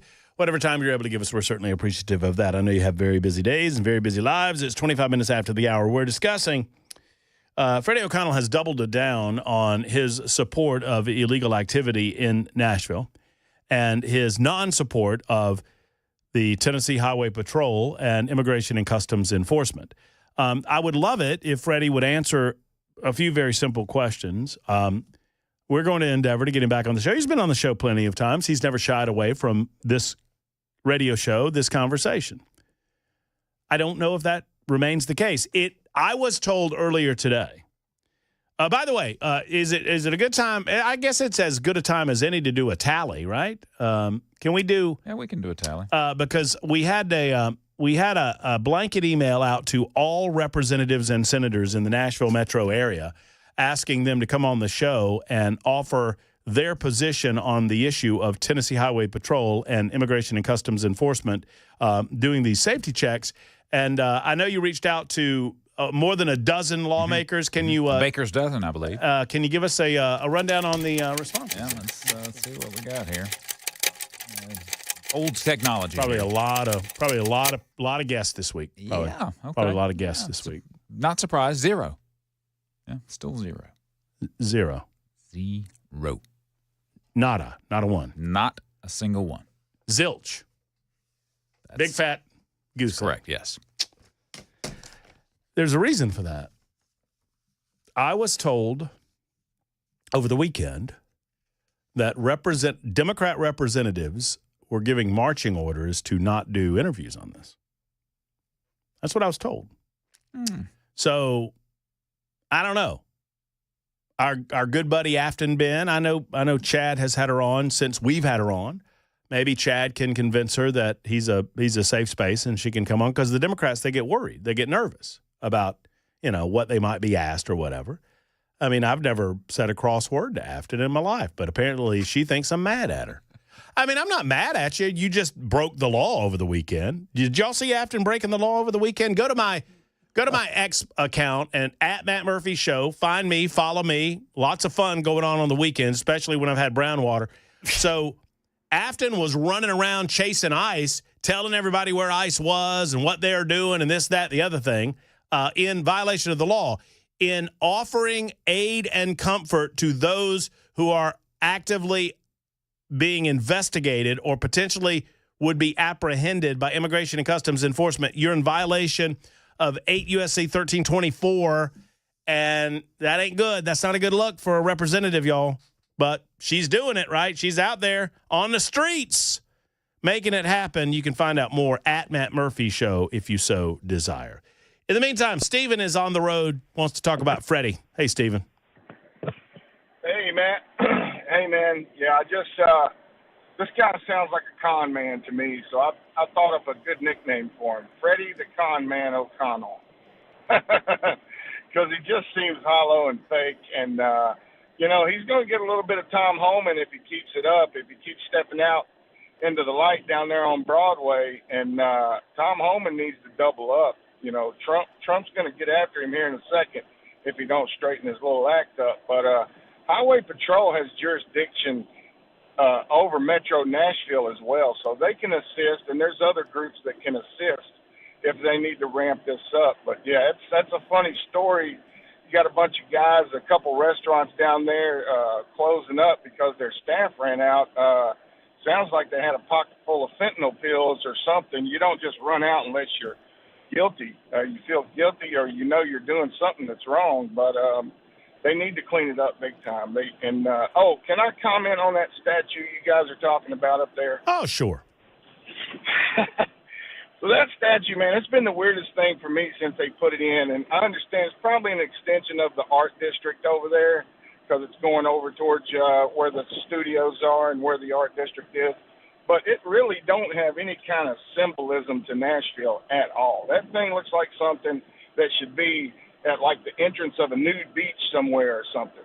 If they're going to put statues of people on Music Row in Nashville, Tennessee, it should be statues of people like Dolly Parton and, Hank Williams Jr., Conway Twitty, people that are familiar and from around this area and country legends. I mean, that's what it should be up there. It shouldn't be Fruitopiaville over there on the lower south side. I might have a different take on it than some. I don't know what the genesis was. I wasn't here, Stephen, so I can't really speak to it. I guess I could do a little research and figure out what we were thinking when I recall from conversations that I've had in the past. I think I had this conversation with Johnny B, where JB said that it was pretty controversial at the time that it went up. Oh, I bet it was, yeah. Because that was in, the 90s probably, somewhere along those lines. It's been a while. It's been up for a hot minute. Let's see. When did it go up? Across the street from Owen Bradley Park. I'm being told that might be Owen Bradley at the Pioneer, Ken. Oh, that's not Buddy Killen? Not Buddy Killen. Might be Owen Bradley at the Pioneer. Okay. But I don't know. That's just what I'm told. Right. Went up in 2003. Yep, that's right. All right. So 22 years and a fairly controversial statue at the time that it went up. The work was controversial due to its depiction of nudity. Oh, and it's 9 nude figures, by the way. 9. Yeah, I missed one. Naked. Naked. Well, they're naked. They're not naked. You know the difference? No. Well, if you're naked, you don't have any clothes on. Oh, okay. If you're naked, you don't have any clothes on and you're up to something. Well, I think they're up to something. Weber says, then they're naked because I've eyeballed them. Yes, so the statues constantly referred to as the naked statues. Others, it seems hypocritical to me that in a nation like ours, naked statues paid for by private money can be displayed on public land, but a copy of the 10 Commandments paid for by public funds can't. It makes sense. Proponents of the statue were vehement in its defense. It's art. It's naked art, predictably, has some people upset. I'm not sure why, really. Anyway, enough about naked statues. We'll get to more of your calls in a moment. I'm running late. Ken, I apologize. I blame the nudity. That's the nakedness. That's my only defense. It's 32 after the hour on Super Talk.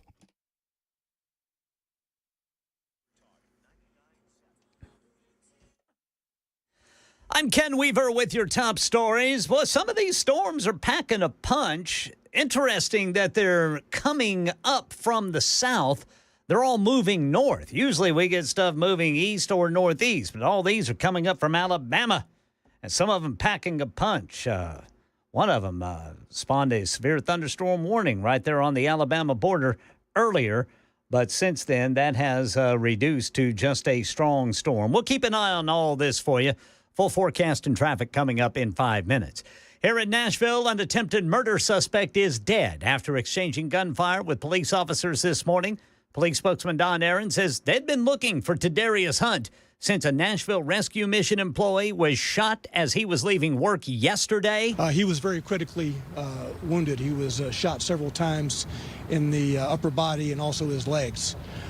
He was critical.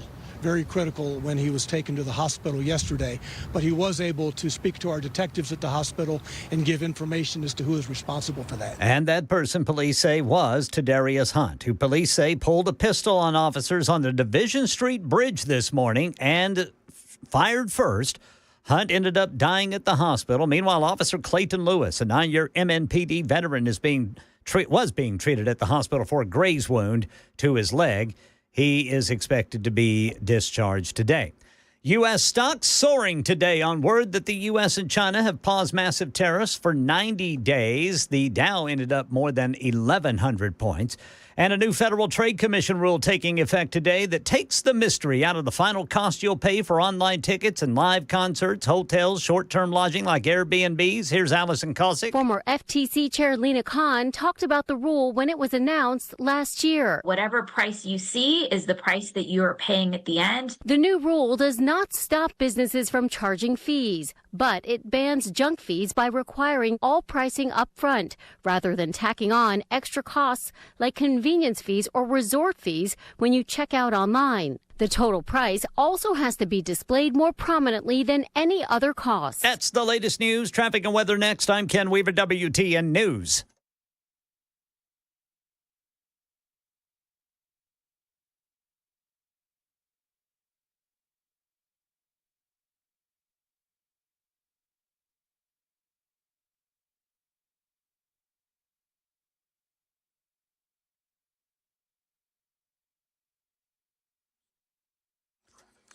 Franklin, police reporting a crash 65 southbound just past 840. Then here around downtown, we've got a crash reported eastbound on the South Loop over there at Church Street, 40 eastbound at Church Street. And then in Berry Hill, got a crash blocking the right lane, 440 eastbound right before 65. And Mount Juliet, Highway Patrol reporting a crash blocking the right shoulder, 40 westbound at Mount Juliet Road. And then in Rutherford County, Highway Patrol reporting a crash 840 westbound at Veterans Parkway. Traffic every 10 minutes, every morning on Super Talk 99.7 WTN.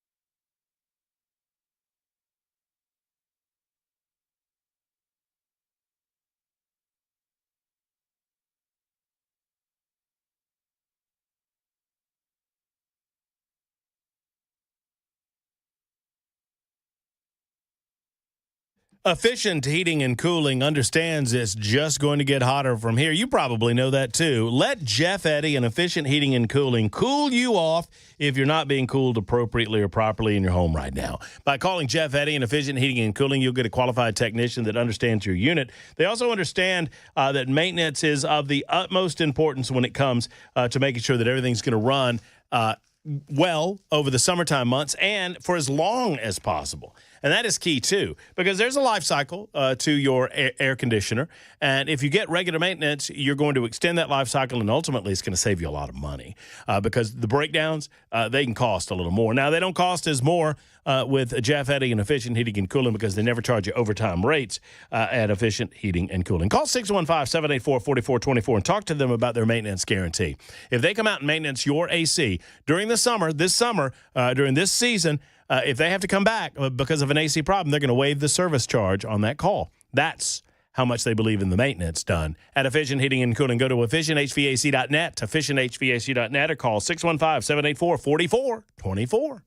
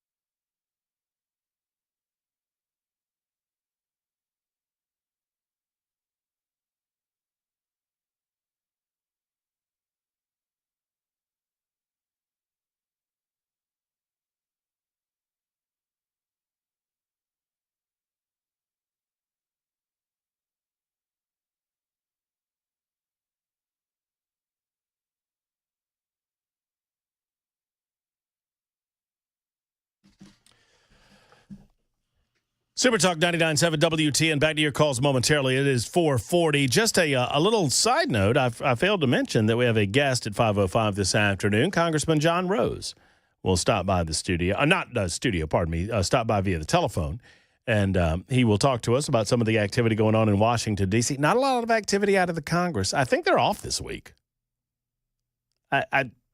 Maybe I'm wrong. John Rose will let us know on Super Talk 99.7 WTN. So much going on with Trump over the weekend. I mentioned China and the deal. They pulled back the tariff rates for 90 days. Stock market responded robustly. An American hostage released, the last remaining American hostage alive in Hamas custody. There are 4 that have been killed by Hamas, whose bodies have not been returned as of yet, and a number of Israeli nationals, obviously. The Ukraine-Russian meeting going on this Thursday. Volodymyr Zelensky says he wants to meet with Vladimir Putin. Whether that happens or not remains to be seen. And then I failed to mention the Big Pharma deal. Donald Trump signing an executive order going after Big Pharma. Big Pharma has perverted the free market to the point that we need to break them up. And I understand that they're not a quote-unquote monopoly, but they have, I believe in free markets. But what is happening with the pharmaceutical industry is not free market economics anymore. I have a full treatment of that coming up later on in the show. While y'all were listening to some of our wonderful advertisements on the radio, I was reading this article out of I love reading liberals talking about how bad Republicans are going to have it when they continue to support Trump. And I read this garbage so you don't have to. There's some dude who wrote an article in the Tennessee, and I don't know who Charles Burris is. Apparently, he used to be a reporter, but he lives in Clarksville. And the headline, Tennessee Republicans may lose political control and respect by supporting Trump. At stake is not just your seat in Congress and the GOP majority. If you're remembered as a Trump sycophant, your descendants may be ashamed of you.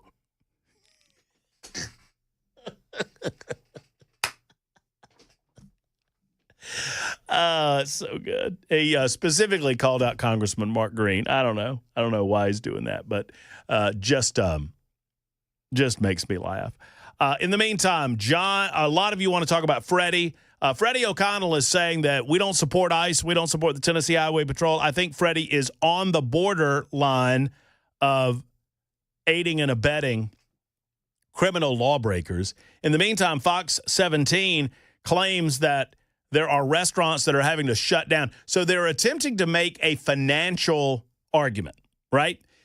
The argument and Fox 17 doesn't claim that it's making this argument, but that's what they're doing. They're trying to make the argument that we can't survive as a nation unless we have illegal aliens.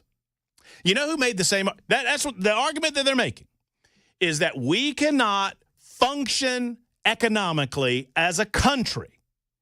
The Democrats and their minions in the mainstream media, I want y'all to follow this now. They're making the argument that without illegal alien labor, our restaurants will close down, our food will not get picked, our construction will not get done, that unless we allow illegal behavior to continue to go on, that none of these things will happen, and restaurateurs will close, and Nashville will shutter. You know who made the same economic argument? Slave owners. Liberals are making the same argument regarding illegal alien labor as slave owners made in the 1840s and 1850s and beyond. We can't function as an economy without slave labor. We can't function as an economy without illegal alien labor. We can't function as a society without making sure that the cotton gets to the mill. We can't function as a society without making sure that someone's there to pick our crops. Y'all see how this works? It's disgusting. It's disgusting. I don't begrudge immigration. I like immigration. I believe that there is a labor force that is necessary in modern society, and we're going to get that figured out on the back end of figuring out who's here legally and who's not on the front end. But y'all need to stop making this argument because you sound disgusting when but what? you can't expect us to pay a fair wage for people who work in these kitchens. We got to get these illegal aliens that'll work for $10 an hour. I mean, is that not the argument they're making? And oh, by the way, y'all still down on Broadway? These restaurants that supposedly closed, how much y'all charging for that beer? Last I checked, it was like $10. A hell of a lot of money for a beer when you're paying the backroom staff what you're paying them, that you can't afford to hire legal folks. Oh, but they have valid paperwork. Mm-hmm. John is next in Mount Juliet. Hey, John, how are you? Hey, bud. Hey, before I talk about Hipster Freddie, just want to couple of corrections. That statue of the guy playing the piano is, in fact, Owen Bradley, who, along with his brother Harold, made Nashville Music City. Yes, sir. Yeah, and Marty gets all the suits made by Manuel. Manuel was an apprentice of Nudie, oh man, a long, long time ago. Wow. And so we're talking about Manuel, who is still here in Nashville. But anyway, not a fan of Hipster Freddie.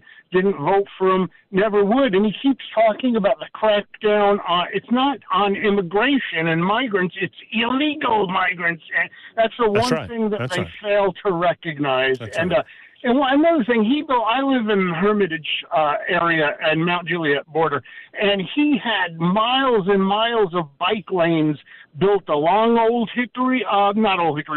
Hermitage Road, Lebanon Pike, and miles with green painted lanes and vertical stanchions. And you know something? They've been up for about 2 years, and I literally have never seen anyone riding a bike. But I've seen a lot of near automobile accidents as a result of those things being up. It just narrows the road too much, and people can't navigate their way in and out of, store parking lots. It's kind of funny you mentioned that, John, because I was coming back from the golf course on 70, and I was crossing over Old Hickory. I guess that's 45. I use the numbers. Nobody else does, so I'm sorry. Yeah. But and I saw, and I was thinking about this as I was going down the hill and coming back up the hill, almost to Old Hickory. I was thinking about how beautiful the bike lanes were and how I've never seen anybody on them. And I saw two people. I saw two people going the other way on the bike lanes. I did. They're useless. First time I've ever seen it. They are absolutely useless. I drive those roads literally every. I'm retired now. Drive every day, several times, and I've yet to see someone riding a bike. I wonder how much money was spent on those things. I don't know, but he wants more of your money, and I guess that's what he wants to spend it on. Hipster Freddie is what he's all about. I love it. We need to have a naming contest one of these days. Freddie's got a lot of nicknames. Fast Freddie. Freddie got fingered. I don't know why I like that one. Freddie O'Connell, us. We need to come up with Freddie. Freddie O'Con Man? Freddie O'Con Man. Yeah. I like that. We need to come up with Freddie's definitive derogatory nickname and then share it with him next time he comes on the show. I mean, I'm not afraid of that. Get his take. His take on it. He liked y'all ever watch Bob's Burgers? I've heard of it. I love Bob's Burgers. It's my favorite animated show in the history of animated shows. I understand it's very adult. Well, no, I mean, it's not, I don't know, Ken. It's got good humor that the entire family can enjoy. I think your kids could watch it, but it's got some good things. Well, I learned that from my daughter. Yeah. So there's a character on there called Mr. Frond. He's the guidance counselor, and Freddie O'Connell and Mr. Frond look exactly alike. And so I found a picture of Mr. Frond and put it next to Freddie, and I was like, separated at birth. And the next time Freddie actually liked my tweet about it. So that's nice. Oh, wow, he does. Doesn't he look like Mr. Frond? Yeah. Yeah. If Mr. Frond had a little goatee action going on, they'd be spitting image of one another. That's him. Yeah. Mr. Frond. Oh, yeah, Mr. Frond. Philip Frond. Oh, yeah, he's a goof. And Freddie's a goof. Brian is goofing on the World of Warcraft. Hello, Brian. I'm glad you called. I'm glad you held. Hey, how are you doing? I'm great, Brian. Well, yeah, I'm too blessed to be stressed, buddy. But you were talking about Split earlier, and that came from the 70s, like Run and Split Up, the cops are here. In the 90s, it turned into hooty-hoo. Hooty-hoo, hooty-hoo.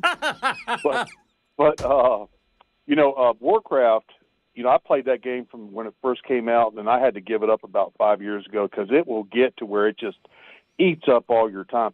Before he pulled that, I was in that dungeon one time, and there's about 5 bosses in that dungeon, and they're really hard to beat. It takes 25 players doing everything right, and the reason why you want to do it is it drops a lot of really good gear, and everybody wants it. You've got tanks that hold the monsters on them, their defense, and then you've got DPS, which damage per second, and they're the guys that kill everything. And you got crowd control, they can freeze or put things to sleep, and then you've got healers. And I would have killed Leroy Jenkins, man. I don't know. I believe I'd have to hunt him down. It took them about 3 hours to get to that point, and they give you 3 days. 3 hours. Yeah, they give you 3 days to do these dungeons because they're that involved and they're that difficult. You have to learn. Leroy said, "To hell with it, man." He was like, he was going. He's terrible. I'd have killed him. It's awesome. That makes it even better. It took them 3 hours to get to where they were. That's so good. That's why they were so mad. Yeah. Oh, they were mad. I love the fact that I remember I was working for. This is before I. Thank you, Brian, for the call. This was before I cranked up with Cumulus in 07. I guess, it was like 05 when I became aware of Leroy Jenkins, which was about 20 years ago. So I guess it's about when it came out. Mm-hmm. And we played portions of it on the air then. And it's never not funny to me. We'll do it at some point in the 5 o'clock hour so all can enjoy the blessings of Leroy Jenkins. 52 after the hour on Super Talk.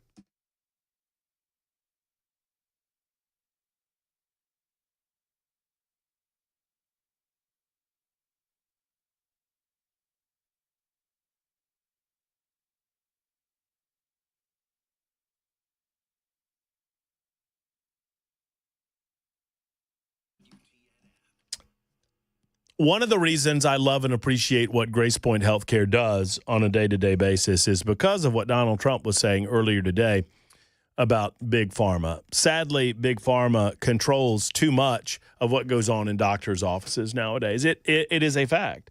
And they don't allow that to happen at Grace Point Healthcare. Insurance companies control way too much of what goes on in doctors' offices as well. One of the reasons that Grace Point Healthcare has dedicated themselves to be a direct care, primary care provider, or direct pay, I should say, primary care provider, is because they want to make sure all treatment decisions are made between you and your doctor. And that's it. No big pharma in the room, no insurance companies in the room, nobody secretly making those decisions for the doctor. It's just you and your medical provider. How about that? And they're going to treat naturally whenever possible because Grace Point believes in treating the whole body with a comprehensive medical approach, meaning they're not going to just cover up symptoms. They're going to try to get to the root of the problem. And oftentimes, taking pills is a matter of covering up symptoms. Now, pharmaceuticals are good when necessary, but only when necessary. Grace Point Healthcare, military veteran-owned practice as well. At Grace Point, they have the Smart Care Plan. Ask them about that. They have appointments available for you. 599-6868. 599-6868. Grace Point Healthcare. You can't afford exceptional medicine. Modern medicine delivered the old-fashioned way at Grace Point.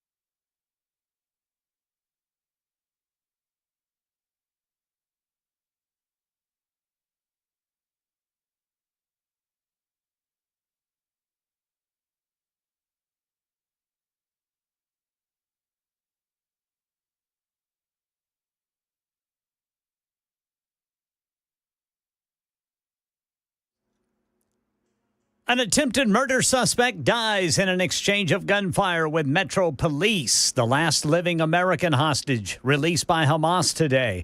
President Trump signs an executive order to cut the cost of prescriptions and detailed testimony in the first day of the sex trafficking and racketeering trial of Sean Diddy Combs. All this and more at 5 on Super Talk 99.7 WTN. Super Talk 99.7 WTN. Apparently, Paul Simon was or is in town. Oh, really? Yeah. And I don't. Evening with Paul Simon. Y'all, tell me what y'all think of this headline. All right. Paul Simon's words and wit as strong as ever at Ryman concert. Words and wit. It's a little bit of a backhanded compliment, That's what isn't we're highlighting? I mean, they got look. I mean, Paul has been around for a hot minute. I'm not knocking it. I mean. So does he tell jokes between songs? I feel like that's a way of saying don't expect his voice to be what it used to be. Yeah, that's what it sounds like to me, You know too. what I mean? Yeah. His words and wit are as strong as ever. Is singing? Not so much. Oh, boy could write, though. I like that Boy in the Bubble tape that I got back in the 80s. I like that Kodachrome. Yeah, Kodachrome. That Kodachrome was good. That Kodachrome. Bridge over troubled water? Yeah. Can't do No? that. Come No. on. No. Oh, if you're feeling down, Nope. when you're feeling sad.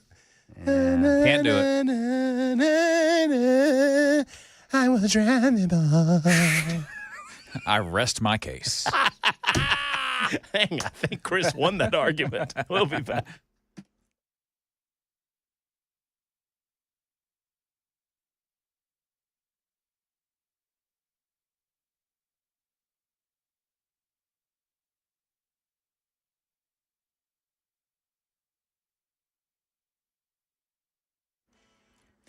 Five o'clock on the dot. I'm Ken Weaver with your top stories. Got the full forecast and traffic in 5 minutes. Right now in Nashville, Metro Police spokesman Don Aaron says 29-year-old attempted murder suspect Tadarius Hunt has died after an exchange of gunfire with police officers this morning on the Division Street Bridge. At that point, when he saw that he couldn't get by them, he pulled his gun, opened fire, and shot one of our officers. Thankfully, it's just a graze wound in the leg. After Hunt fired, our officers exchanged shots with him. Hunt was critically wounded here at the scene, was taken to a local hospital where he has now been pronounced deceased. Officer Clayton Lewis, a 9-year MNPD veteran, being treated for a graze wound to his leg and was expected to be discharged from the hospital today.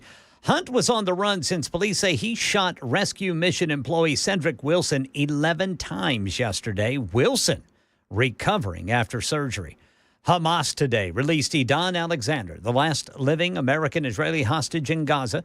His mother, Yael Alexander, in Tel Aviv, speaking on the phone with her 21-year-old son for the first time in a year and a half. She said, "You are strong, you are protected, you are home." Here's Jordana Miller with more in Jerusalem. Idan Alexander, he was just 20 years old when he was kidnapped by Hamas on October 7th from his military position.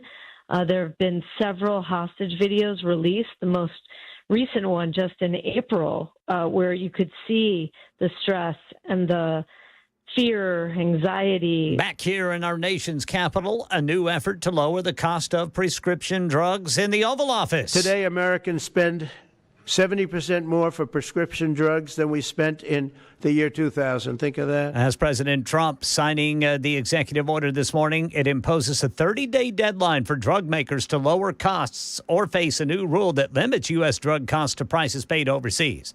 Markets ended significantly higher today after that 90-day pause on tariffs was announced between the U.S. and China, and a new Federal Trade Commission rule taking effect today that bans junk fees by requiring all pricing up front rather than tacking on extra costs like convenience fees or resort fees when you check out online.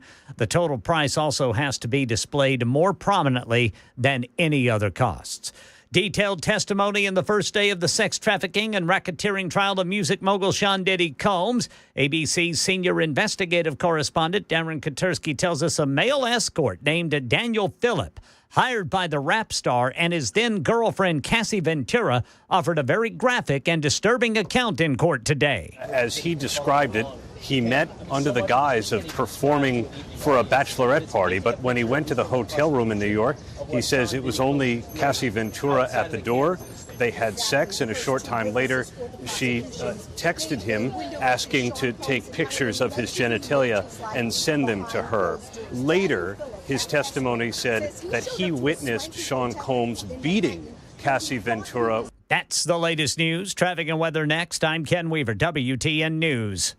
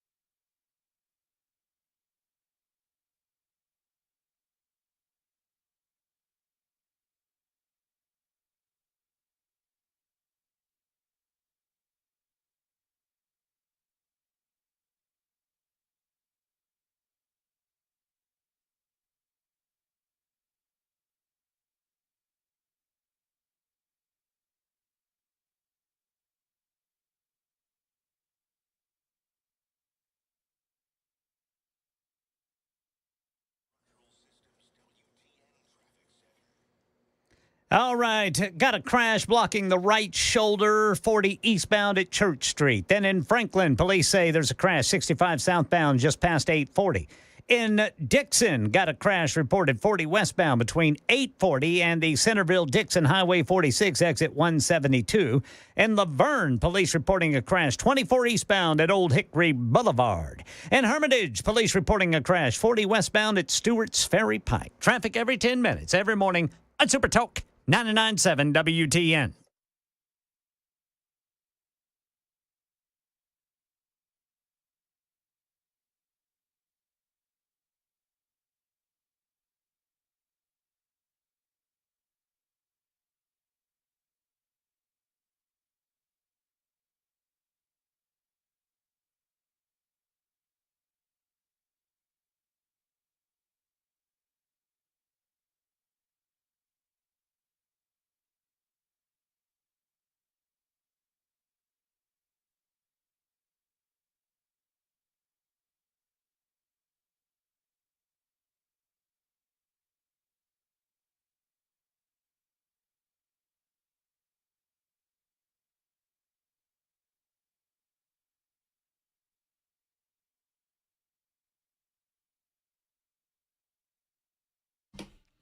A full-throated review of the Savannah Bananas coming up later on this hour.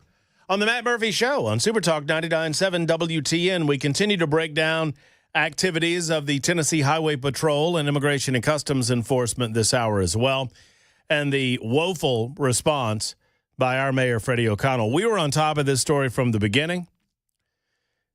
It has now made national headlines as more and more people are recognizing that while Tennessee is a a red state. We have pockets of blue, Memphis, Nashville, a little bit of Knoxville. It is true that our blue mayor in our blue city of Metro Nashville has decided that he's going to side with lawbreaking and illegal aliens as opposed to those that protect and defend the public and serve the public in the form of the Tennessee Highway Patrol. And I don't hear enough.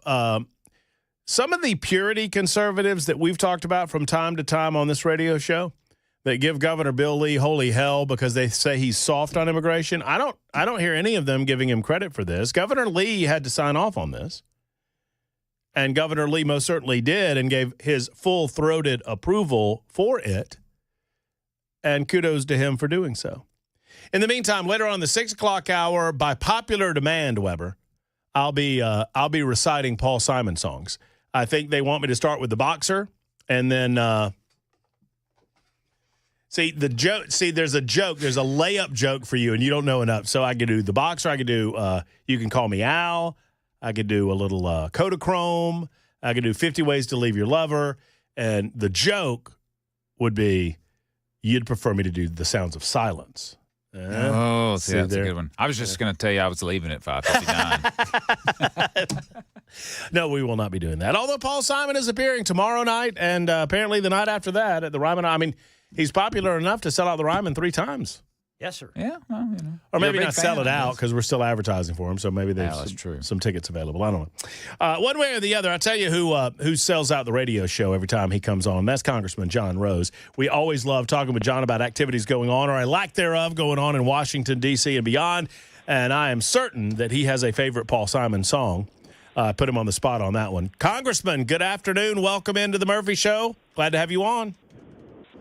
Good afternoon, Matt. Thanks for having me on the show this afternoon. It is always a pleasure to speak with you. What is going on in D.C.? You know, I feel like I yell at my friends about this because my friends are the only one that'll come on with us. But are we seeing enough action to your liking in the Congress, codifying some of this effort being made by the White House, John? And if not, tell me what, if anything, we can do about it. Well, of course, I think we'd all like to see Congress move faster, but we have to keep in mind that the founders set it up the way they did, and so the process is a little laborious and slow at times, and it's frustrating. But I think we are making good progress. So, you know, we've had 8 of the 11 committees that have got to mark up language for the one big beautiful bill that have gotten their work done. 3 more that are going to do it this week. All with the hope of getting this to the House floor and then, you know, providing leadership and leverage for the United States Senate that is going to be trailing behind us. So I think that needs to get done. We all know that needs to get done.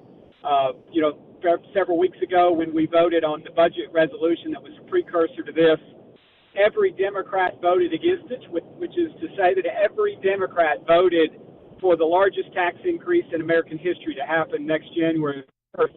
Get this done. It's for the good of the economy, and obviously not only does it make permanent, hopefully, the tax cuts from 2017, but it will also provide President Trump with the resources he needs to finish the work of getting our borders under control, providing for the national defense, and making sure that the U.S. is, again, a leader in energy production all around the world. So there's a lot of good in it. On top of all that, obviously, we hope that it's going to include a tax cut or a tax elimination on tips and overtime pay and Social Security benefits. So a lot of good to be done here that's going to really supercharge the American economy. And I think we're going to get it done in the House, and maybe we get it done. I'm hoping we get it done before Memorial Day. Congressman, there was conversation last week regarding the one big beautiful bill about the nature of the tax cuts not being quite what they have been since 2017, and obviously they're set to expire without a re-upping of those tax cuts, and some consideration on the part of Republicans as to how best to move forward. And I feel like the media might be leading me to a belief that there are that there are some hardline differences of opinion amongst Republicans. We know that the Democrats are going to disagree with all of this, and we know that there are there's a razor thin majority in both houses of Congress that mean that y'all have to be in lockstep when you approach this thing. Do you believe that there are disagreements with the bill that might cause problems down the road, or are those small enough that they can be ironed out before it comes to a vote?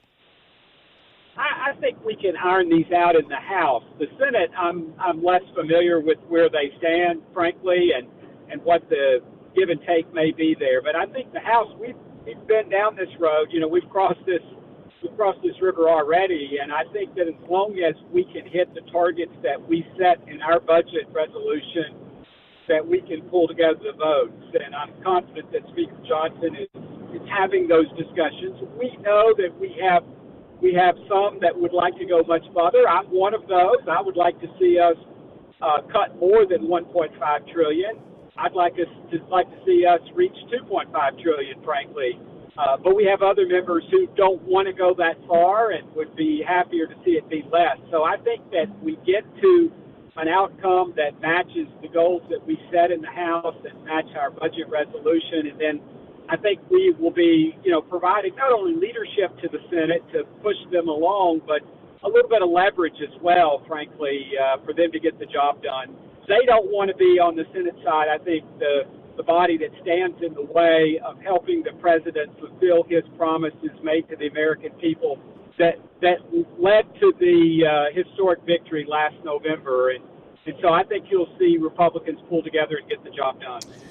Congressman John Rose is with us talking about activities in Washington, D.C. There was a busy weekend, obviously. It's always busy over at the White House. And I'm curious your thoughts. I mean, obviously, we all applaud and celebrate the return of one of our own to our country, the final living American hostage released over the weekend. And I know you, like the rest of us in the state of Tennessee and around the country, were pleased to see that the Trump administration managed to negotiate that release. Yes, absolutely. The president has provided great clarity and great leadership. I think his first 100 days in office is really a clinic in promises made, promises kept, and the power of leadership. And so seeing another American hostage come home, I think, is a very satisfying day for the family, obviously, and hope for others. In this case, getting the last living American hostage home is a great sign, and I think you'll continue to see President Trump produce results in that regard. The flurry of activity of this president in his first 100 days, I think, just stands as in such stark contrast to the sleepy nature of the previous president and the decline in American leadership and power. And what we know is that our friends and foes around the world alike, I think, like clarity from the United States. They may grimace about it from time to time, but at the end of the day, what I hear from them is that they want to see a strong America. They know the world is in a better place and more and safer and more prosperous when the United States, asserts power, and then we have a strong America. John, with that in mind, we saw Donald Trump negotiate a 90-day pause in the escalation on tariffs between the United States of America and China. Do you believe that? I mean, I feel like we're as close as ever to a renegotiated deal with China. I think China recognizes that our president is serious and is willing to take the short-term hits and has really been very straightforward with the American people about what it would mean in the short term to gain the benefit of getting a better trade balance in the long term. What do you say about this and some of the other deals that we are expecting over the next coming weeks? Well, I think you see the master negotiator at work here. He has sent a strong signal to our trading partners around the world that the 80 years of largesse from the United States is coming to an end, and that we're going to expect fair and reciprocal trade with all of our trading partners, friends and foes alike.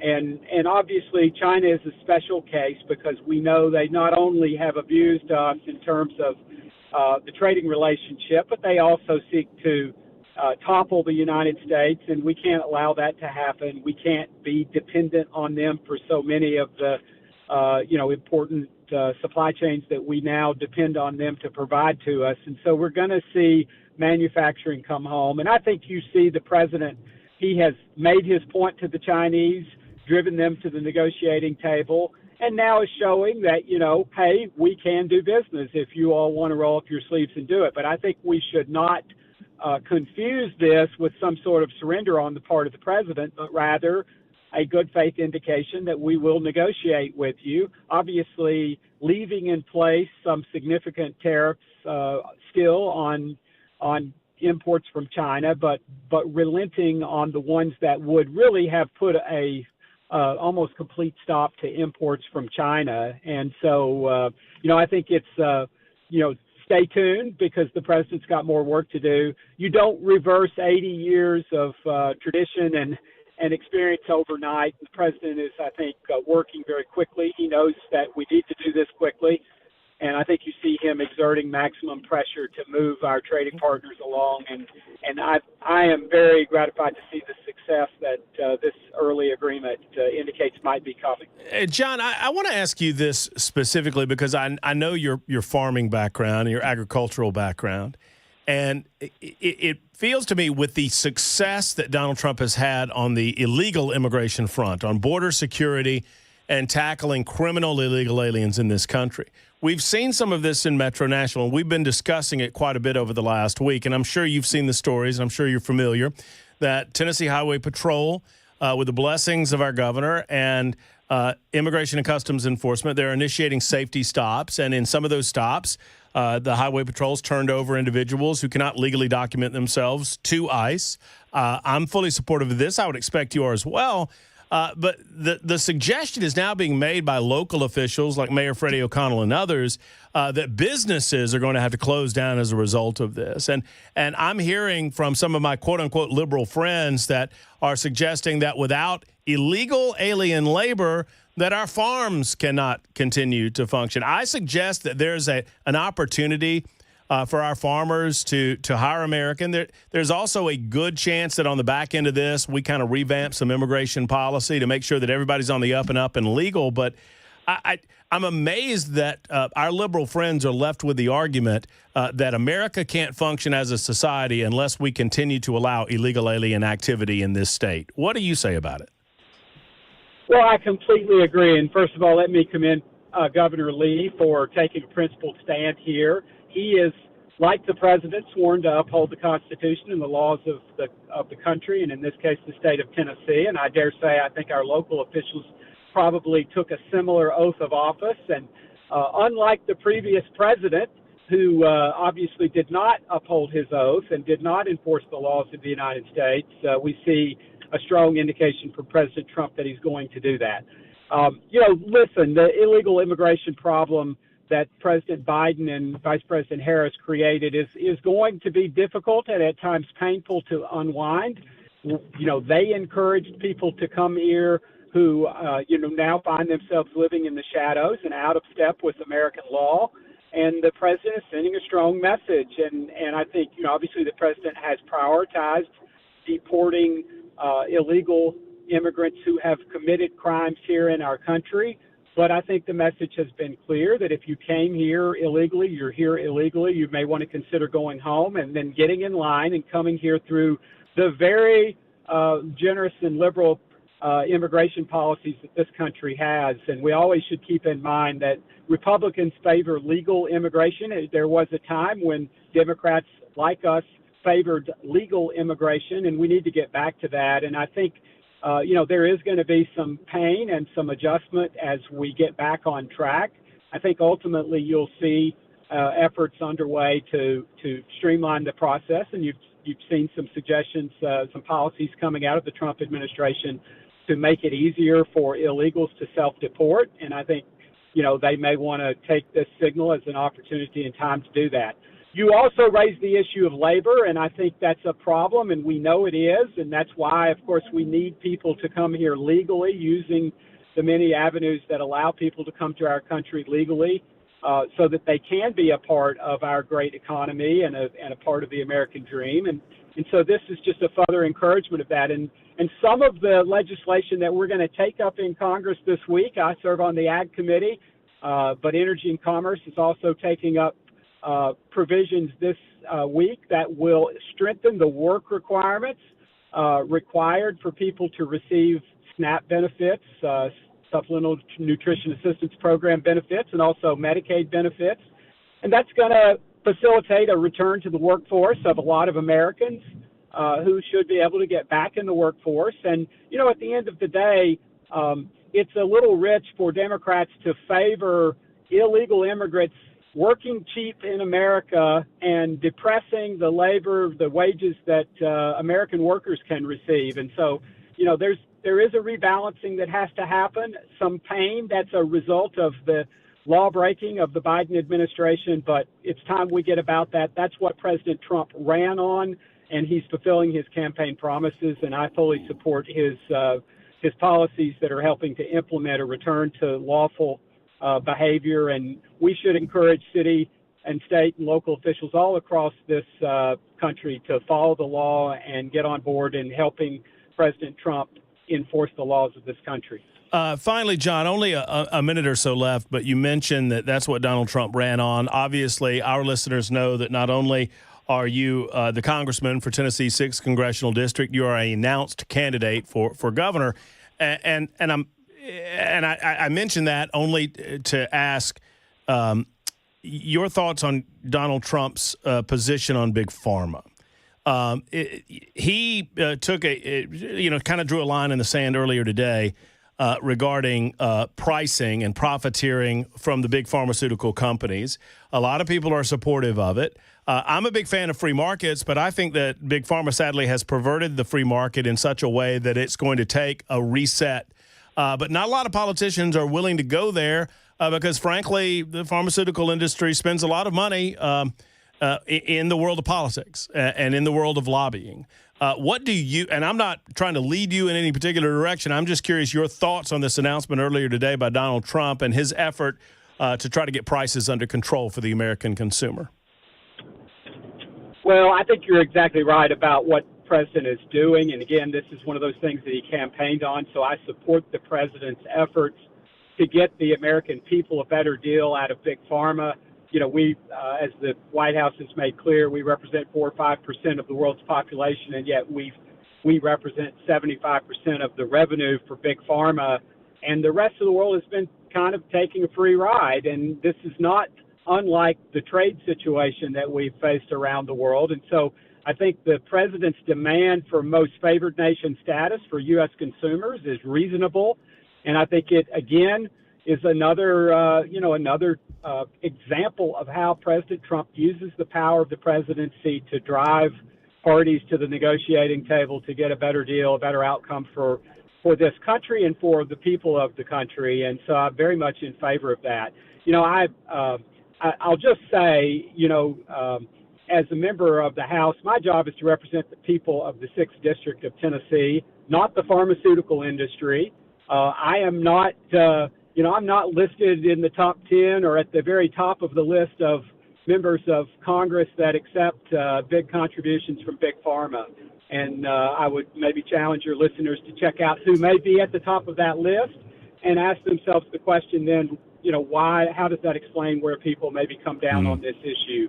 I want to see the consumers, the people of the United States, get a good deal with respect to the medications that they need to live a good life. And we're blessed to have very innovative pharmaceutical companies, but they shouldn't be depending on the U.S. customer to carry the weight of distribute the cost of these miracles to consumers all around the world. And the president, I think, is pushing us in that direction. I applaud his work. John, well spoken. Thank you for the conversation today. Got to leave it there. There's Congressman John Rose of the 6th Congressional District joining us for a good amount of time. We're very late for a timeout, 27 after the hour on Super Talk.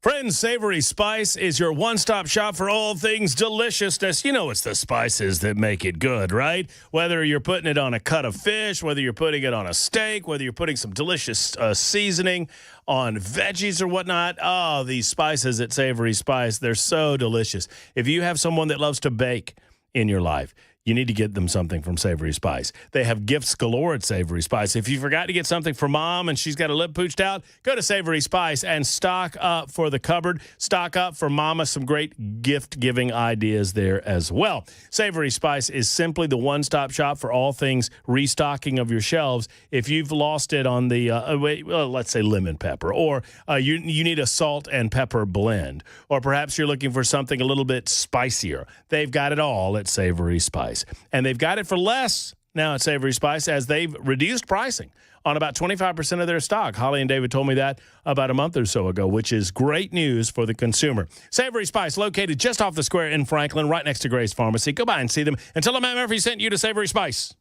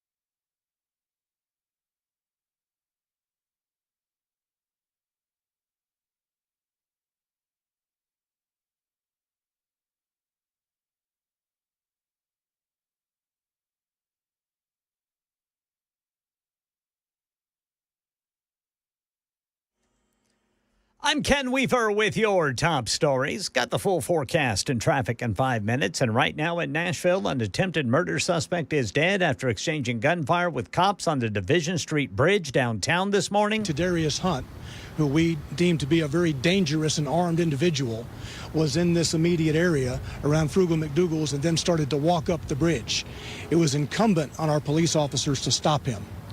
And he made choices that resulted in gunfire from the police after he shot at the officers initially. That's MNPD spokesman Don Aaron, who says Officer Clayton Lewis, a 9-year MNPD veteran, was suspected to be treated and released for that graze wound to his leg. Meanwhile, Tadarius Hunt had been on the run since police say he shot Nashville Rescue Mission employee Cedric Wilson 11 times Sunday afternoon. This gunman ambushed him. Rescue Mission Vice President of Development and Marketing Sam Seipel telling Channel 4 how much Wilson means to the mission. It's our guests just like you would want to be treated, right? He's the kind of guy that is known for going out of his way to help people in need. He's the kind of guy that you can count on and who just has a heart for the people that we care for. Wilson reportedly recovering after surgery. The rescue mission looking to enhance safety protocols. U.S. stocks soared on news of cooling tensions with the U.S.-China trade war. Both sides have agreed to reduce their tariffs to where they were in early February for 90 days. The Israeli military says American-Israeli hostage Idan Alexander is now with his family after being released by Hamas. This is what it sounded like when he was reunited with his younger brother and another relative. His mother, Yael, speaking to her son for the first time in a year and a half. Alexander is the last living American hostage. Hamas still holding 4 bodies of Americans.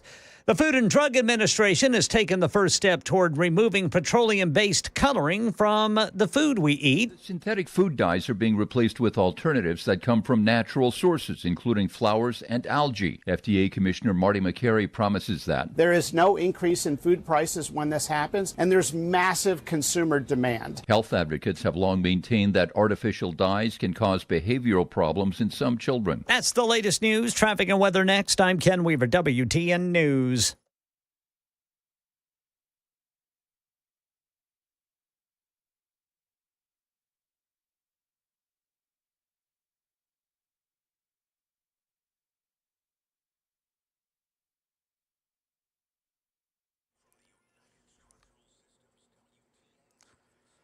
Police say there's still a crash on the shoulder 40 eastbound at Church Street. Then in Franklin, police say there's a crash 65 southbound past 840. In Burns, Dixon, looks like Dixon County. Highway Patrol reporting a crash 40 westbound between exit 176 and exit 172. That's going to be between the Centerville-Dixon Highway exit and 840. Laverne in Rutherford County, police reporting a crash 24 eastbound at Old Hickory Boulevard. And in Hermitage, police reporting a crash 40 westbound at Stewart's Ferry Pike. Traffic every 10 minutes every morning on Super Talk 99.7 WTN.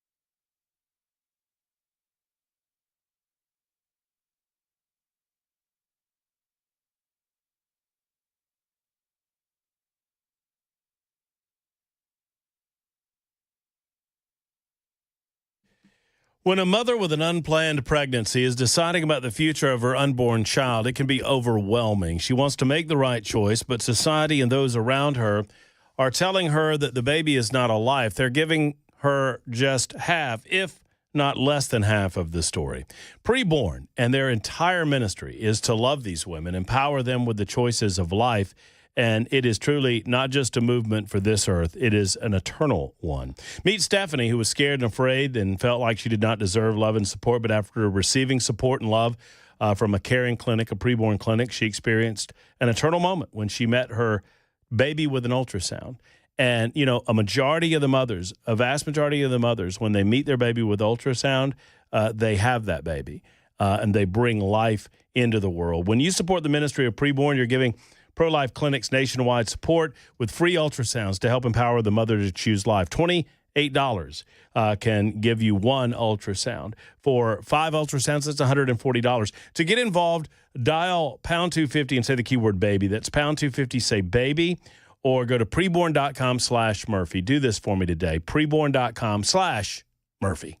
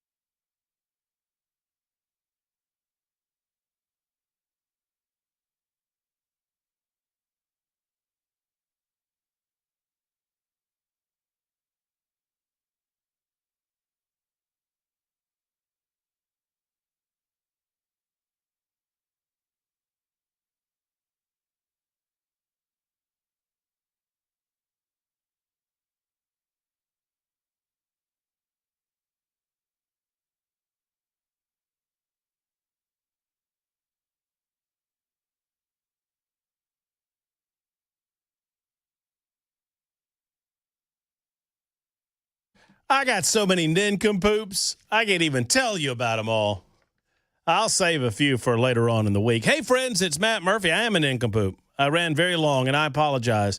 I got us off our schedule. We'll try to get back on track here. We'll get more of your telephone calls coming in here, 615-737-9986. I want to talk Big Pharma with you for a moment. I want to talk about this plane from Qatar. Ken, I'll go with whatever you go with. You go with Qatar? Do you go with Qatar? I say Qatar. You say Qatar? I say Qatar. But I hear it both. Yeah, I do too. But for me, it's just personal try. I think you can go both ways. But for me, Qatar sounds like too much like guitar. Yeah. And I don't like that. Yeah. I don't know why. But so I go Qatar. I like this plane idea. I dig it. I mean, I'm all about it. I mean, when the French gave us the Statue of Liberty, remember that? Yeah. I mean, I wasn't here for it. I wasn't either, but I remember. I mean, I know what happened. Yep. And I know my history, and I think they called up the president and said, "Hey, Mr. President, we got a gift for you." And the president said, "What's that?" And they said, "Big old statue." And he goes, "What? Big old statue? Yeah, you're celebrating your 100th birthday. We want to give you a big old statue." What kind of statue is it? And so it's Lady Liberty. Oh, that sounds awesome. That sounds great. What's she doing? Holding a big torch up in her hand, and you can walk right up in it. There was a time where you could go to the torch. Yeah. You can't do that anymore? You cannot go to the torch. For a while, you couldn't go to the crown, but now they let people back in the crown, I think. By a show of hands, who's been to the Statue of Liberty? I see no hands. I have not. I've been to New York probably 15 times. I went once a year for the 6 years visiting friends up there, and I've never been to the Statue of Liberty in all of the times. Never been to New York City. Driven around New York City. That's a long drive. Yeah. Big place. Yeah. Across those bridges and all that stuff. You know what wasn't that impressive? Empire State Building. Really? I mean, tall building. Just big old building. The world kind of moved on, I think. It's just like, okay. From those skyscrapers. Right? And it just kind of fits in with the rest of them. It's not as impressive now. I think you're exactly right. When it was Empire State and maybe the Chrysler Building and everything else was 12 stories. Yeah, that's a feat. And that's a boom. Mm-hmm. Now, they tell me, and I've not been since they put that thing up, that real skinny one. Have y'all seen images of the real skinny one next to Central Park? It's like 120 floors. Really? It is now, I think, the tallest building in New York City. It is one of the top 3 tallest residential buildings in the world, all residential building. And it is as skinny as can be. And they're now saying that there's cracks all through it. Cracks. Oh, yeah. I saw a story about that. Yeah, and people were spending, I think the penthouse went for $140 million. Is this the one that gets fatter as it goes up? It's really weird looking. It's real skinny at the base, and then as it goes up, it gets bulkier. I don't know. This one just seems ridiculously thin all the way up because it's so tall. Probably waves back and forth too. Has an acceptable amount, Ken, of sway movement. No, sir. An acceptable amount of. You know how they do that? They put ballast in the top of the buildings. A lot of them. Now I don't know if they do that in this particular building, but many buildings they have a huge ballast on the top of the building that sways as well, like this. Mm-hmm. If you're watching on Talk TV, I'm swaying right now. Got to do that. That's the ballast in my hands, and I'm swaying. Well, I guess they do have to move like that. They got to move. If they don't move, they'd break. That's right. All right. So all of that in mind as we continue the show today. But right now, we need to get to the nincompoops, for goodness sake. Nincompoops in the news. And, man, we've already talked about nudity today, and I got one that involves nudity. Yeah. I might have a little of that myself. I myself do, too. This is becoming a theme.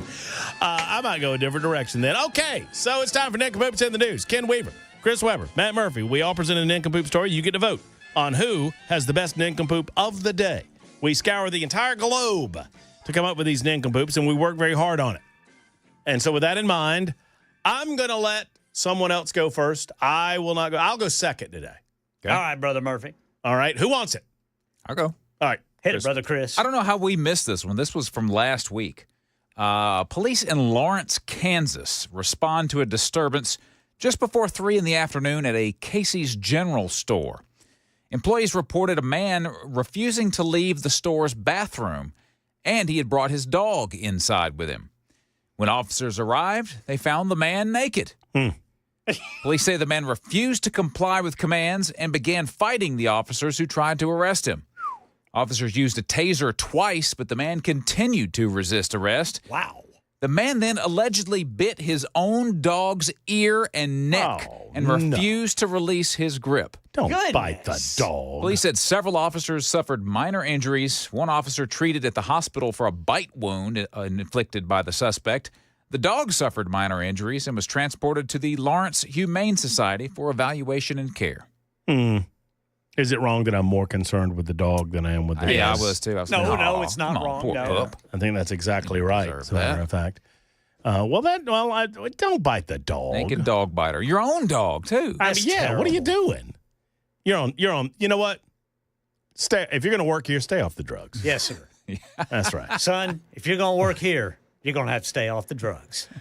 All right. I rarely do we get a quote-unquote serious nincompoops in the news story, but I could not help but go here. Based on the headline alone, this is from the New York Post, man.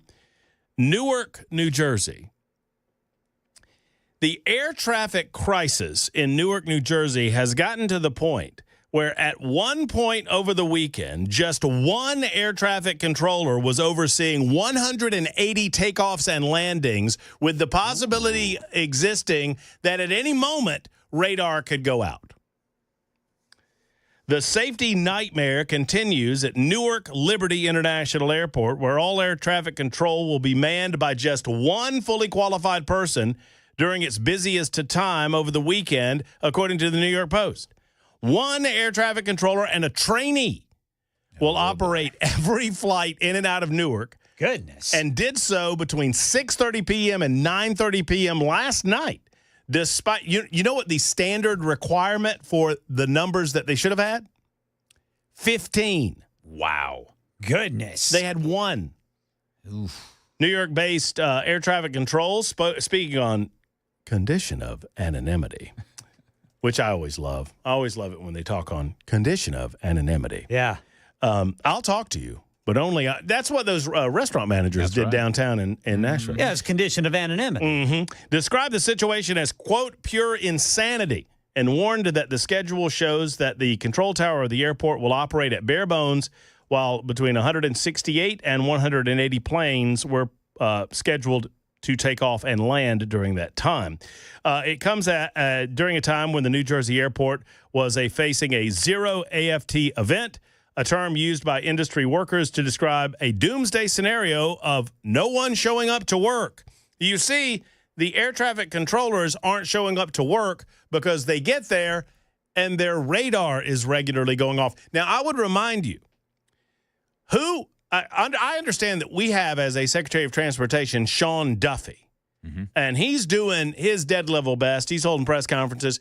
Who was our transportation secretary before Sean Duffy? Is that dude that took 5 months off of paternity leave so he and his husband could raise a couple of babies? That's Mayor Pete Buttigieg. Mayor Pete Buttigieg is my nincompoop of the day because he caused all this crap for doing nothing, and actually said, I have him on video saying, being Secretary of Transportation, it's not that hard of a job. Well, when you don't do the job, apparently it's not. It's pretty easy. It's a pretty easy job. Just stay at home with the babies. There you go. Mr. Weaver. All right, you boys stop me if one of us have already done this, all right? Okay. All right. Or one of us has, I should say. This story starts out as a cautionary tale. You want to be careful who you are texting, what you are texting. Boy, this is from Minot, North Dakota. Mayor Tom Ross resigned on April 1st, which some might find a fitting date for his ignominious downfall. That's a great word. Big word. Yeah, I didn't come up with it. KMOT TV reported that Ross was the subject of a complaint made in late January by the city attorney, Stephanie Stalheim, who said she had received a sexually explicit text from Ross. Ross admitted he made a video of himself during his lunch break, intending to send it to his romantic partner. Yeah, I did have this one, Ken. You did? Yeah, Okay. Really? I did have this. Yeah, Yours is much more eloquently written than the one I had. I was going to say, stop, I've done that. Oh, wait, you meant the story. Oh, never mind. Never mind. All right, well, then it's already been done. What for those who weren't listening. You want me to finish it? Yeah, let's finish it up. All right. Well, okay, so according to the complaint filed by the city attorney on January 28th, on January 14th, she collected a cell phone from an officer for evidence as part of an investigation. Well, then on January 14th, she received a call from Mayor Ross that the officer had committed suicide at the police station. So there was the mayor's first, that's what led to the mistake. He apparently called the city attorney. The complaint states Ross then sent the city attorney the video. Mm-hmm. She didn't immediately look at it. Ross called her minutes later asking her to delete it. Do not watch it. She asked him what the video was. He said, well, it's a sexy video made for his girlfriend. Uh-huh. He asked the woman again to keep it between them. Well, the complaint states the woman opened the text message intending to delete it and then saw a thumbnail of Ross. And trying to delete the message, it played. And it was of Ross at his home on a lunch break making the video. It was meant for his girlfriend. Just finished up the salami. As they were discussing an upcoming date. For lunch. Yeah, of course. Well, apparently the city attorney kind of grappled with it for a couple of days and just decided it was just extremely uncomfortable interacting with the mayor ever since getting that text. So she asked for an apology from Ross and for him to resign, and then he obliged. Said his focus is now going to be on his physical and mental health. Said he's tried too much to be too many people. He failed. And just decided that, well, I'm not proud of what I did, but it's time to move on and focus now on my physical and mental health. All right, y'all, hold on a second. And I vaguely remember asking this question the last time we did this story. Okay. So he was sending it to his girlfriend. Now, this is all a bad idea. Don't get me wrong. Oh, yeah, 100%. All of it's a bad Well, idea. he the whole planned thing. to send it to his girlfriend. Right. And then he immediately recognized he sent it to the wrong people and then immediately said, hey, don't open that. Close that. That was a private, intimate thing. But he had to Yeah, a little unfortunate. I don't know that I think he should have resigned. I mean, what he does in his private time is his own business. It's an honest mistake. He He owned up honest to it mistake. immediately. He immediately said, please don't open this. Yeah. Don't go there. And he told her what it was. Mm-hmm. You know. Well, I don't know. Yeah, well, he said he's he was, definitely a nincompoop for doing he's it in a the first nincompoop. place. Sure. But yeah, I But kind I of don't agree think with you. this is not a Jeffrey Toobin situation. No. I wonder what he wrote, ahead of it. Like, it was about an upcoming date. Looking forward to seeing you tonight, honey. What do you think about this? Little appetizer? I just had a hot dog for lunch. Oh, man. That's how we play nincompoops in the news on Super Talk 99.7 WTN. I say you can still vote for Ken Weaver. I don't know. Now, Brother Chris already had that. That's true. And probably Brother Chris already won with Well, it. probably did. May have. Take it under advisement, ladies and germs. There are your three nincompoops of the by day. the way, boys, don't open that I just sent you. Too late. I mean, it's just not a good idea. No. Ever. Just don't do it. It's Ever. not, man. Just show her later. In a moment, just show her later. That's exactly right. Hey, or send her a text. Hey, I got something to show you later. Remind me. There you go. Remind me what I need to show you later. I will ask these fellas if they've ever accidentally sent, not that kind of text, but any sort of text to the wrong person and had to pull it back or explain it. Because sometimes you get deep into those conversations and then it gets weird. 54 after the hour on Super Talk.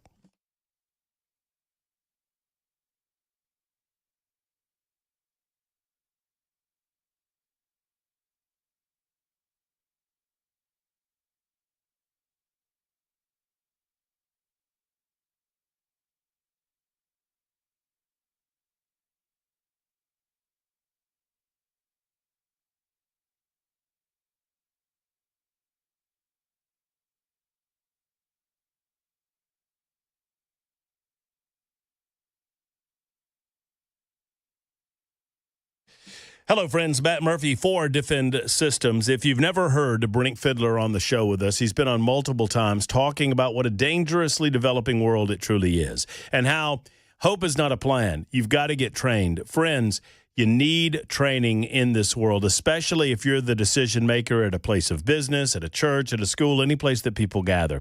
If that is a fact for you, you want to train your staff to make sure they understand what to do in the unlikely event there's workplace violence, in the unlikely event that you need emergency and intruder action plans or a rapid response on medical. They do it all at Defend Systems. They are your life safety and security consultation firm based here in Middle Tennessee. Do it better than anyone in the business today. Reach out today at 615-236-6484, 236-6484, or online at defendsystems.com. That's defendsystems.com. Take it from me when I say hope is not a plan. Friends, it's time to get trained with Defend Systems.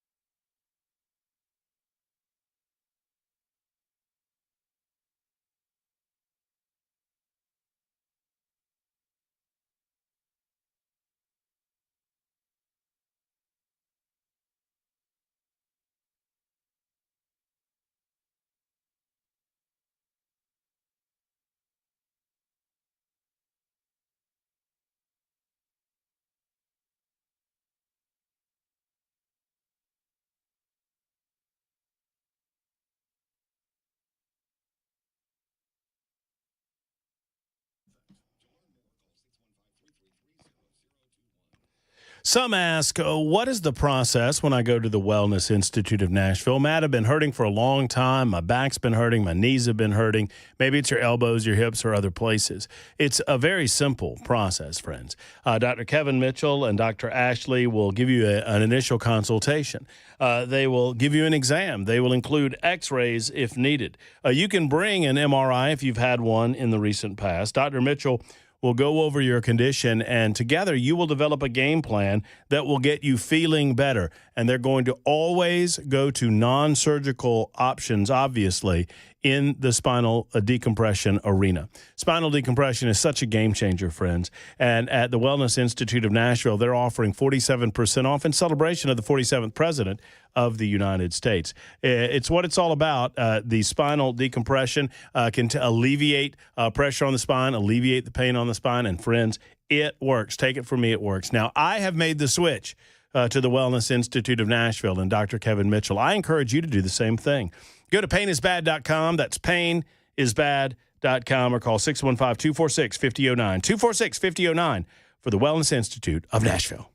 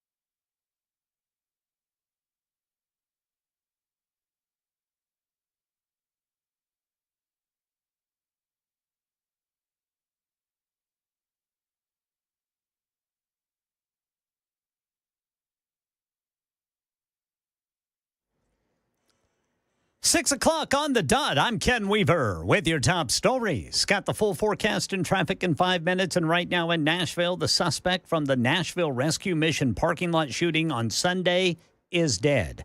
Metro Police spokesman Don Aaron says officers spotted Tadarius Hunt near the Frugal McDougal liquor store. Morning decided to pull a gun on police. Actually, according to a witness, was the first to fire on our officers, and then our officers returned his fire. Hunt died at the hospital. Meanwhile, Officer Clayton Lewis, a 9-year MNPD veteran, being treated at the hospital for a graze wound to his leg. He was expected to be discharged today. Hunt allegedly shot Nashville Rescue Mission employee Cedric Wilson 11 times in the chest and legs on Sunday as Wilson was leaving work. Wilson is recovering after surgery. U.S. stocks soaring today on news of cooling tensions in the U.S.-China trade war. Both countries agreeing to a 90-day pause, leaving the tariffs where they were in February for the time being.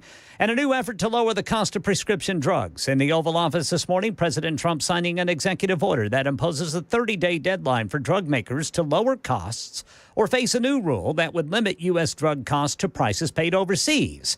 ABC News senior White House correspondent Selena weighing on the many questions about the plan. We don't have details about what drugs are going to be prioritized. U.S. officials say that they're going to look into the costliest drugs, and it will likely include weight loss drugs. But the president, he also tried to do something similar to this in his first term, but he was stopped by the courts. A judge determined that the president had not followed the proper procedure. So unclear how all of this is going to play out, but it could have a dramatic impact. Renewed hopes of brokering a deal to end the war in Gaza and free all hostages held. This is what it sounded like when Don Alexander, the last living American hostage, was reunited today with his brother and another relative.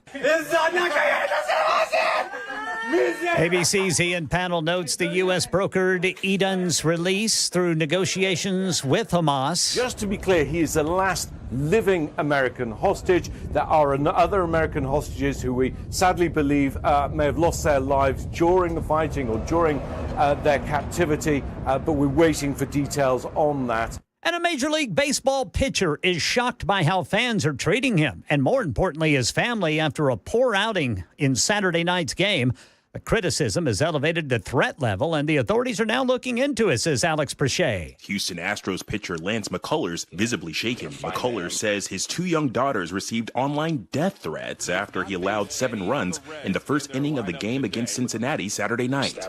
The Reds went on to win that game 13-9. Now, Major League Baseball is looking into these threats. A team spokesperson says that they've notified Houston police and MLB security. That's the latest news, traffic, and weather next. I'm Ken Weaver, WTN News.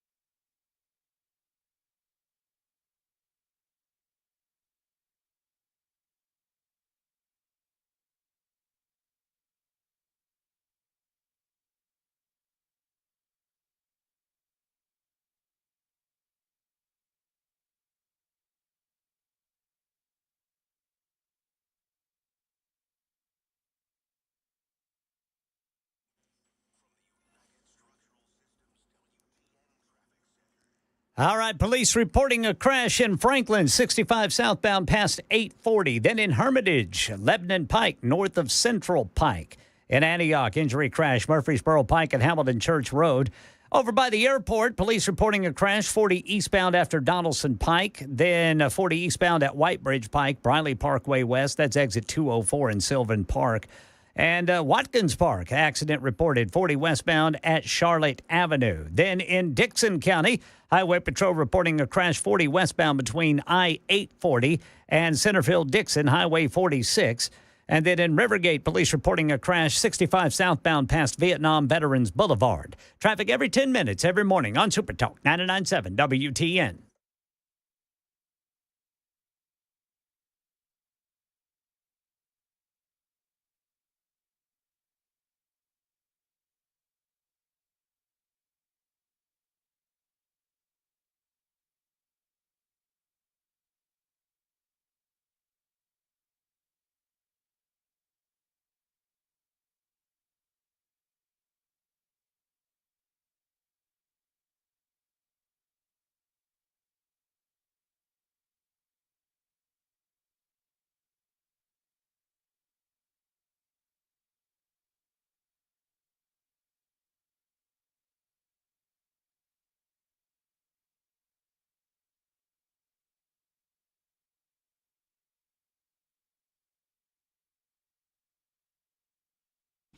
Man, time has flown by. 3 hours down. One more to go on this Monday edition of the Matt Murphy Show. I thank you for being around. It's our episode 808. And I have so much to get to. I've not talked about the airplane opportunity that Donald Trump talked about over the weekend and today. I've not talked about Big Pharma. Man, oh man, we got a lot to get to. So let's start. Let's stop talking about what we haven't talked about and start talking about it. How about that? I want to start here. It's a very sad story, but I want y'all to know something. We've got Cedric Wilson's back. The Nashville Rescue Mission is one of Nashville/Tennessee/ God's great organizations. I love what the Nashville Rescue Mission does because, well, I was introduced to them thanks to Super Talk 99.7 WTN. I got here December of 2021, so I missed the 2021 Radiothon, but I've been a part of obviously every Radiothon since then. So that's 3, 22, 23, and 24. And I hope to be a part of every one of them for the foreseeable future. I absolutely love it. Because the Nashville Rescue Mission does what they do the right way. We do not have asylums anymore. And we could have a very deep and important conversation about whether or not our mentally ill on city streets in Nashville and beyond need to have some formal assistance in the form of what we at one time would call mental asylums or mental health facilities or whatever. And so we need more than ever an organization like the Nashville Rescue Mission. Now, I'm bringing up this facility, which opened in 1954 for a reason. Ken Weaver's been telling you the story all day long. It opened in 54 as a facility housing those who were hungry and homeless. It exists and survives on your donations alone. It receives I don't know if it gets any money from the local community in terms of the city because they proselytize within the building. They talk about the incredible joy of God Almighty and Jesus Christ. You don't have to hear that message, but it's there for you if you want it. The organization recently opened a women's and children's center just off of, I guess, what is that, Rosa Parks? And I was honored to be able to tour that facility and talk to some of the women who are now housed there. And obviously we have talked much about the all men facility, which was a co-ed facility until such time as the Women's and Children's Center opened back up after a year or so of building. I'm bringing this up because one of the security guards about 36 hours ago or so, by the name of Cedric Wilson, a security guard at the Nashville Rescue Mission, who has been a part of the mission for about 3 years now, was shot 11 times in front of that building over the weekend. Police say that the assailant, who is now dead, and I'll get to that in a minute, was ejected from the all-men's facility on Lafayette Street, or do we say Lafayette or Lafayette? Lafayette. Lafayette? Yeah. Lafayette Street, hours before the May 11th shooting, the shooting that happened yesterday. Wilson was, I think, completing his shift, and he was walking to the front door when Hunt was seen running at him and eventually fired his gun. Wilson has been a guard at the Nashville Rescue Mission for 3 years. Through the grace and power of God Almighty, this man is not dead. He was shot 11 times and is recovering at Vanderbilt University Medical Center. According to the Vice President for Development, Sam Semple, Wilson, who is 44 years of age, was shot 11 times, but is recovering and, quote, looks forward to getting back to work. He said, "Our hearts are heavy, but at the same time, we are happy the suspect is no longer at large." So after being shot 11 times, the assailant, a 29-year-old man by the name, his last name's Hunt. What was his first name? Hold on a second. Tadarius Hunt, 29 years of age, was booted out of the facility due to his inability to comport with the rules, and was reportedly seen in front of Frugal McDougal liquor store, which is really kind of just down from where Nashville Rescue Mission is on Lafayette. Police officers surrounded him, and according to Don Aaron, the spokesperson for the Metro Nashville Police Department, Hunt began firing at the officers. He grazed one of the officers in the leg, and witnesses reported that Hunt was the first to fire, and then officers responded by firing on him and killing him. Police had searched homeless encampments and various other locations downtown trying to find Hunt.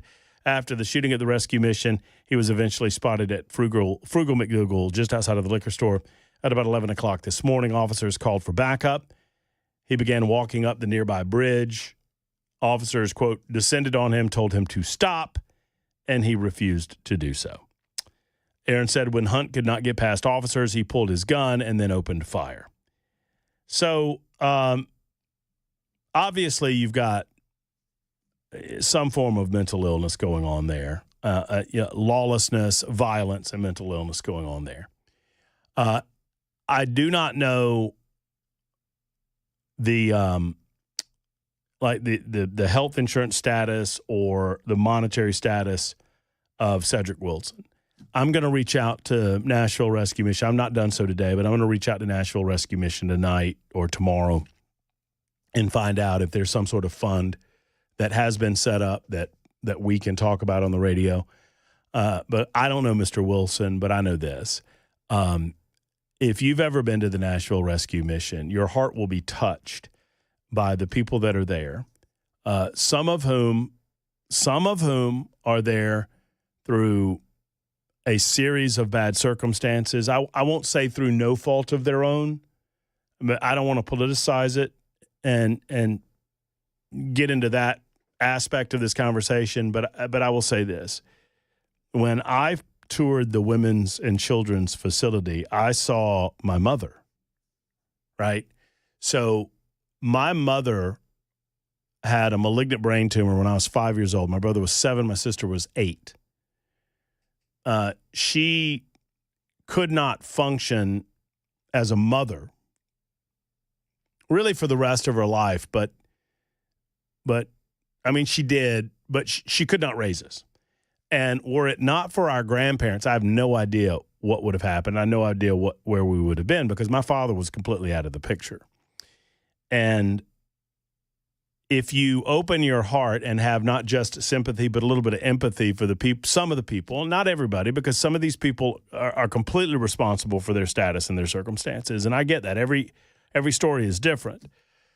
But for some of these individuals, particularly those who are under mental duress in some form or fashion, I'm of the opinion that you're just not human if you don't feel compassion for them, because they deserve better. They deserve more help. A lot of the people that have mental issues, that have mental disability, we owe them better than we give them as a society,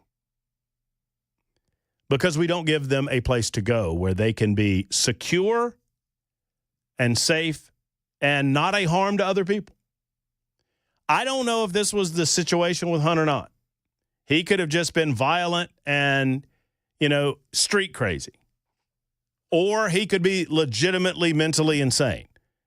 I know this, that when you go into the Nashville Rescue Mission and some of Nashville's homeless and hopeless, they take issue with this. When you go through processing, they have to search your things. They have to pat these people down. And when I took my initial tour of the facility, I talked to the person that was giving me the tour about it, and they said, well, Murph, we deal with a lot of dangerous people. And they do every single day. Every single day they're dealing with folks, and they have no idea. I mean, very similar to the way that our Metro Nashville police officers deal with individuals on a day-to-day basis, or our Tennessee Highway Patrol deals with individuals on a day-to-day basis, or any police department. That an interaction with someone could very easily be, hey, you were going too fast. I'm going to give you a warning. Don't do that again. Or, hey, you ran that stop sign. Here's a ticket. You're going to have to pay that $150 fine. Or it could end in a violent altercation. And sadly, we seem to be seeing a lot more of that in modern society. Maybe it's just perception. Maybe there have always been this number of individuals willing to completely reject the norms of civilized society and decide to take out their anger or take umbrage with authority figures like police or an authority figure like a security guard at the Nashville Rescue Mission. Or maybe it is happening with more regularity. I know this. I know that those are God's angels at the Nashville Rescue Mission. So we're going to try to figure out what to do with, or how to help Cecil Hunt Cedric Wilson as he recovers. I said Cecil because my grandpa's last name was Wilson. Cedric Wilson, the security guard, as he recovers from his injuries, and we will pass that along to you as we can. And then I'll say this. At some point down the road, because many mental institutions were doing it what we determined to be the wrong way, we decided that we were going to scrap that entire system and take a more freewheeling approach. I want to make a very, very simplistic analogy. It's overly simplistic, but I think it'll drive the point home. When I was in the 9th grade in my high school in Thompson, Georgia, Thomson, no P in Thompson. When I was in the 9th grade, it was decided by some smart people at some board of education somewhere that attendance policy in school was too draconian. The attendance policy in our school systems was overly burdensome. And so for some reason, this was in 1988 into 89, it was decided that for the following school year, there would be no attendance policy at all. That it was up to the parents and it was up to the student themselves to make sure that they got themselves to class. Now, I think I've told you guys that because of my mother's disability, my grandfather taught me to drive when I was 12 years old. and began insisting that my mother allow me to drive her when we were in the car. My mother still drove her car by herself, but she was horrible. She got into so many different fender benders and accidents. And, eventually my grandfather, they had to take the keys from her. But everywhere we went from the time that I was 13 years old and on, I drove. And so I was driving at a fairly early age, and I was pretty responsible for myself during that time too.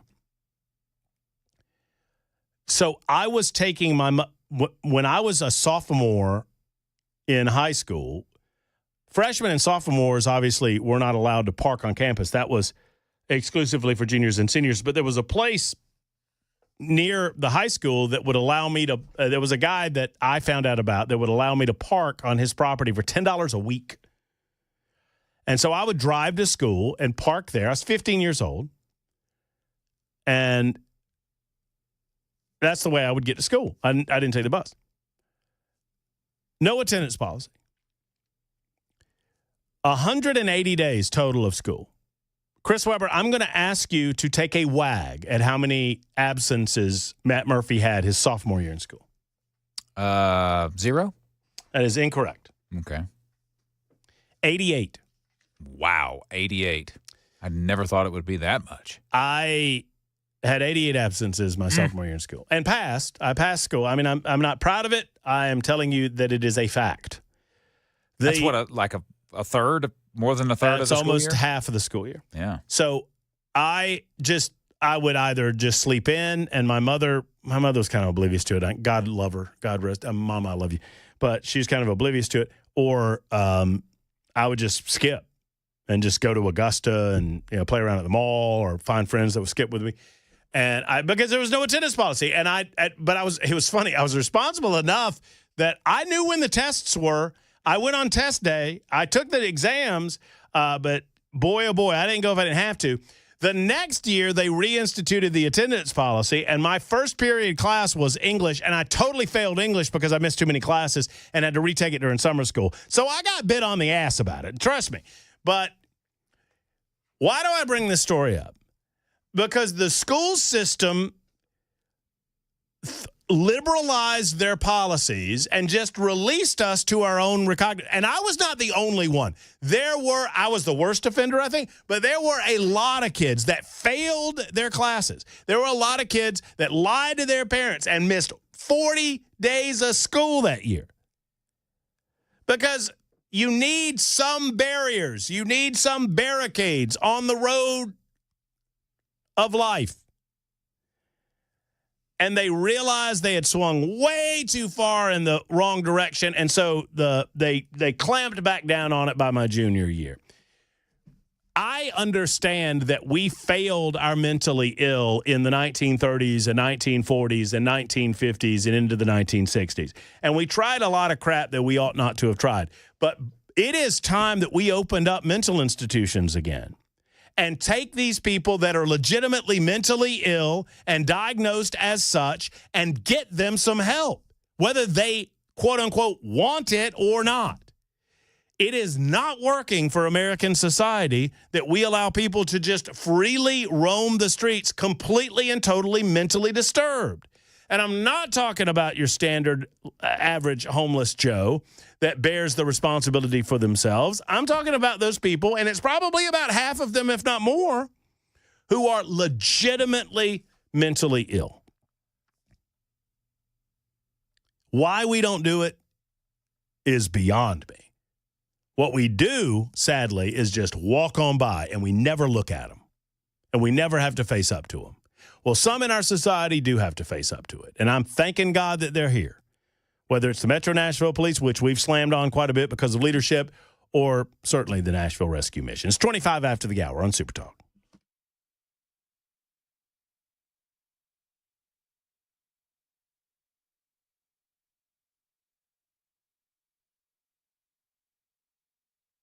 Hey, friends, it's Matt Murphy for USS, United Structural Systems. USS is going to keep keep your home stable and dry, and they've been doing so since 1994. Our friends at USS are the best in the business when it comes to foundation repair, waterproofing repair, and making sure that your home is exactly as it should be. You know, typically homes are going to settle. That's a natural occurrence. But if the settling happens in such a way where it causes stair-step cracks in the masonry or mortar joints, or perhaps you've noticed a musty or moldy smell in the basement or crawl space, maybe a door is sticking, a window is sticking. These are all signs of problems in your home, and it's a sign that you need to call USS, United Structural Systems. They guarantee their best at USS, and they've been keeping homes stable and dry since 1994, almost 30,000 satisfied customers. Call 615-488-7855, 488-7855 for USS, United Structural Systems.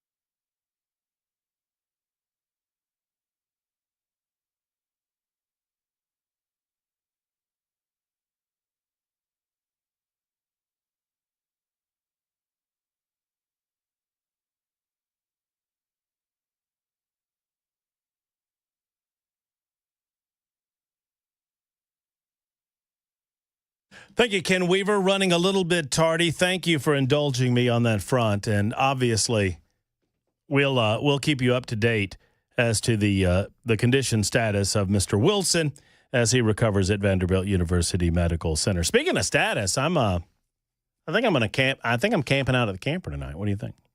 Really? I got nobody. Wow. Nothing. No dogs. For the week. For the whole week. For the whole week. Wow, you can gonna get into some trouble up I bet. Yeah, but it's a lot of sleep. Mm-hmm. And what else should I do? Maybe catch up on some Netflix. I don't know. Sure. Just don't send any texts. I would say Netflix and chill, but I think that means something that I don't know what it means. Yeah, you don't want to do that by yourself.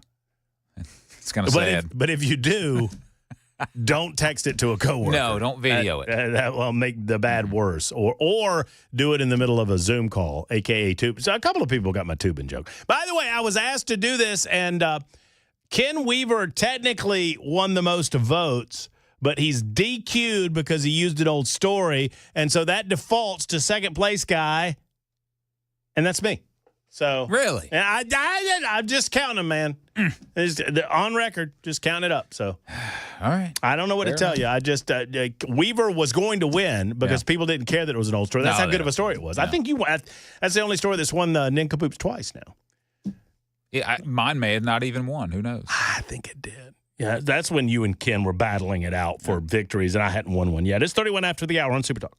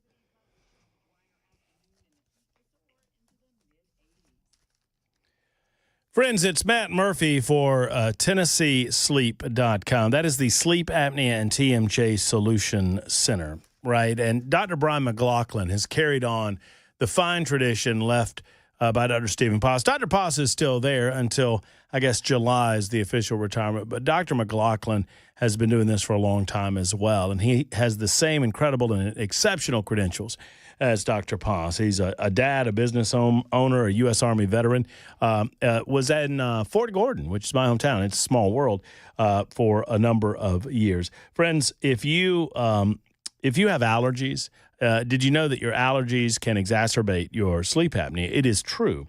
Also, if you have issues sleeping at night and you don't really know what they are, the possibility exists that you could have sleep apnea. I want to introduce you, if you're new to the show, to an oral appliance, FDA approved, that you wear it's like a retainer or a mouth guard. You don't notice it after a night or two. I do this on a nightly basis now. It helps the airway stay open. You breathe better. You sleep better. It is an incredible advancement in sleeping technology, truly. I could not wear a CPAP machine, and I wear the oral appliance provided by the Sleep Apnea and TMJ Solution Center on a nightly basis. They are an approved community care provider for the VA, so they help veterans live and sleep better. And I encourage you to give them a call today. Start that journey by going to TennesseeSleep.com. That's TennesseeSleep.com, and schedule an appointment. You'll be glad you did. It's the Sleep Apnea and TMJ Solution Center.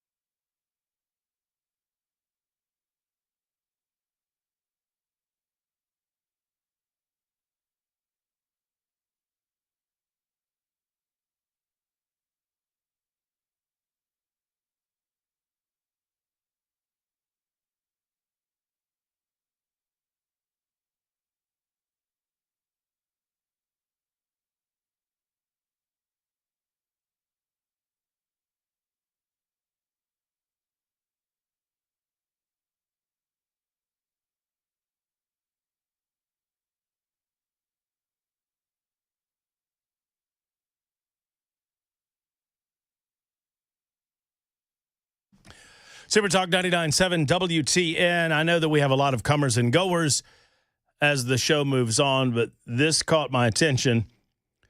Someone writes in on the Super Text line, 615-737-9986. 5625 says, what happened to Mr. Wilson? And I guarantee you this person came in right as I said, we're thinking about Mr. Wilson, and we'll give you an update. Not talking about Brian Wilson. We're talking about Mr. Cedric Wilson, who was the security guard in front of Nashville Rescue Mission, who was shot 11 times by an assailant who is now dead. He is recovering at Vanderbilt University Medical Center. I can understand if you just tuned in why you perhaps would think that, but don't want to freak anybody out. Donald Trump earlier today said pharmaceutical companies got a great respect for these companies, but the United States of America is home to only 4% of the world's population, and pharmaceutical companies make more than 2/3 of their profits in the United States of America. So it should not be that way, correct? Correct. Donald Trump recognizes that there's been a perversion of the free market system, and frankly, the government for a long time has been a part of that perversion through the FDA process, which I think needs to be streamlined and in some ways strengthened, but in a lot of ways loosened to allow for better and more competition with regard to some of these pharmaceuticals. And frankly, I have a difficult time with the amount of advertising. I have a difficult time with the amount of money that pharmaceutical companies are spending advertising their products. Who are you advertising to, right?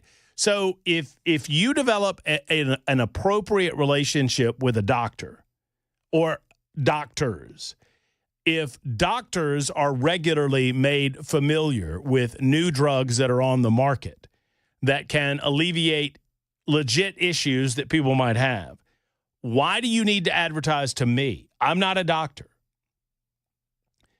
Well, what they're obviously doing, they're encouraging people to go to their doctors and say, hey, I don't know what the perineum is, but I don't care if it gets chafed. I need some of this stuff that I saw on TV. Ugh. I didn't know what it. Did you know what the perineum was before all these? I didn't. Well, I've known. I'm not sure when I learned it, but yeah. I think maybe we knew what it was, but I didn't know what it's called. Well, you called it something different. Well, we called it the taint. I mean, isn't that what we called it? That's true. Yeah. I mean, I'm not trying to be graphic around dinner time, but that's what we called it. Y'all know what I'm talking about, too. Well, now it's officially called the perineum. Anyway, so who are they advertising to? And they're spending enormous amounts of money doing so. Well, the consumers are paying those bills. And I don't disagree that the free market system can work with products that you quote unquote need. I mean, but just because it's a need, not a want, that does not mean that we should suspend the rules of capitalism or the free market. But there has been a perversion of the free market when it comes to big pharmaceutical companies. And there are way too many politicians that have been way too paid off. I hesitate to say paid off, but I will say this.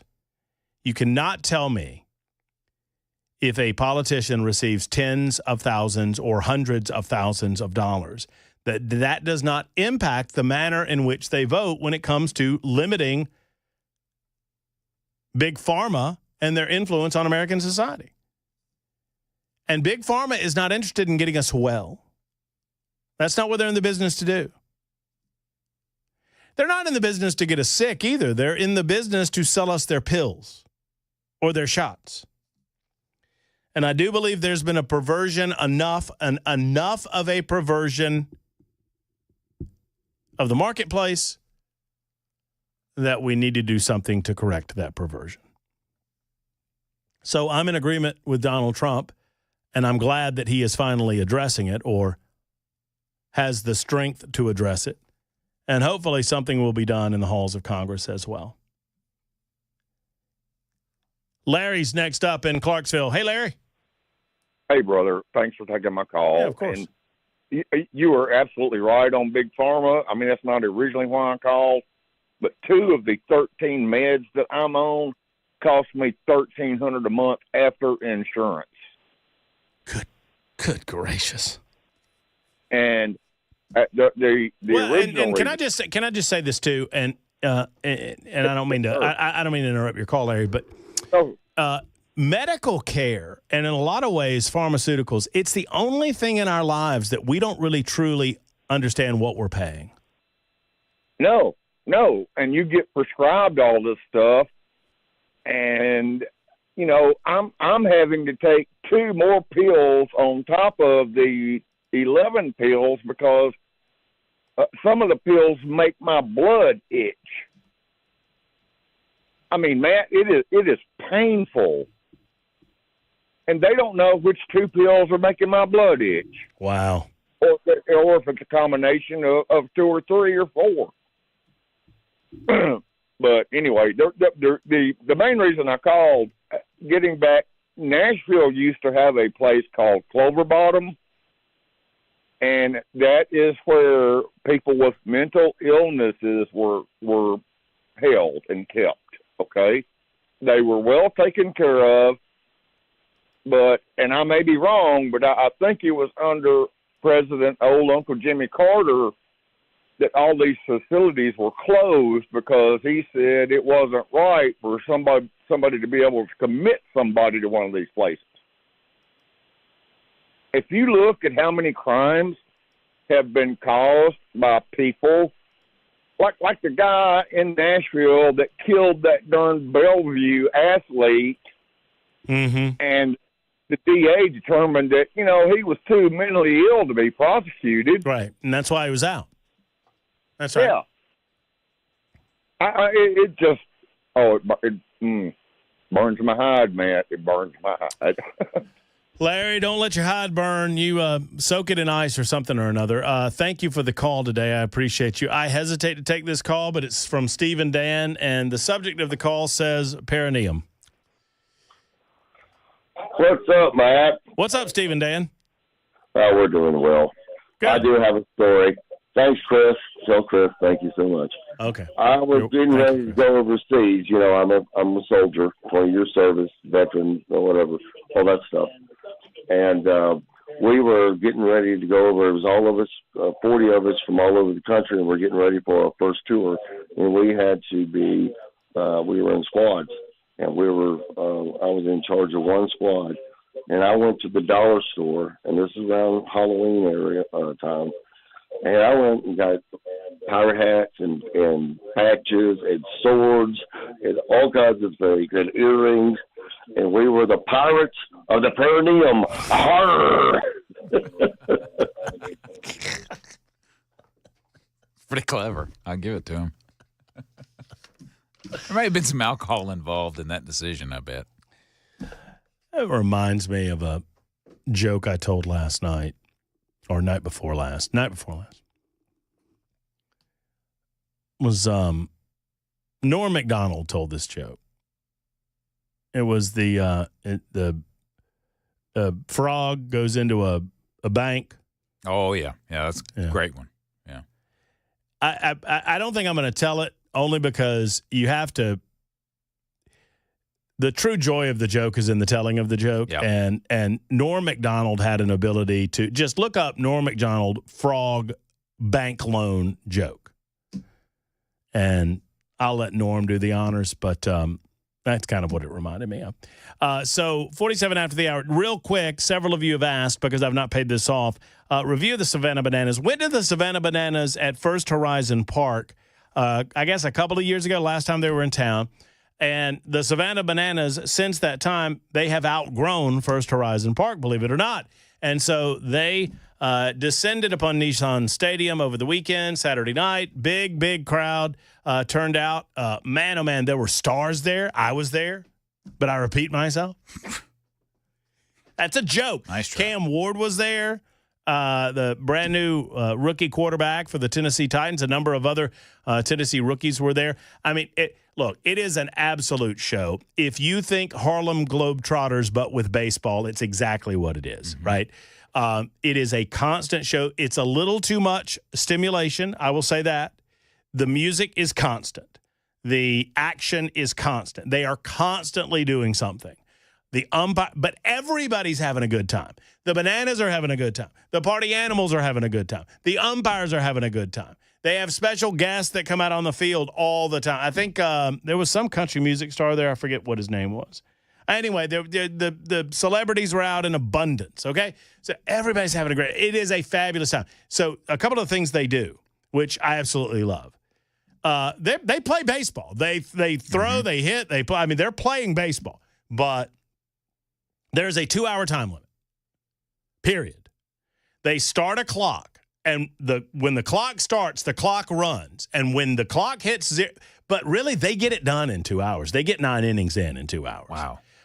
Secondly, a couple of the biggest rule changes. There's no bunting. Bunting results in immediate ejection from the game. That's what they say. Does anybody ever try it?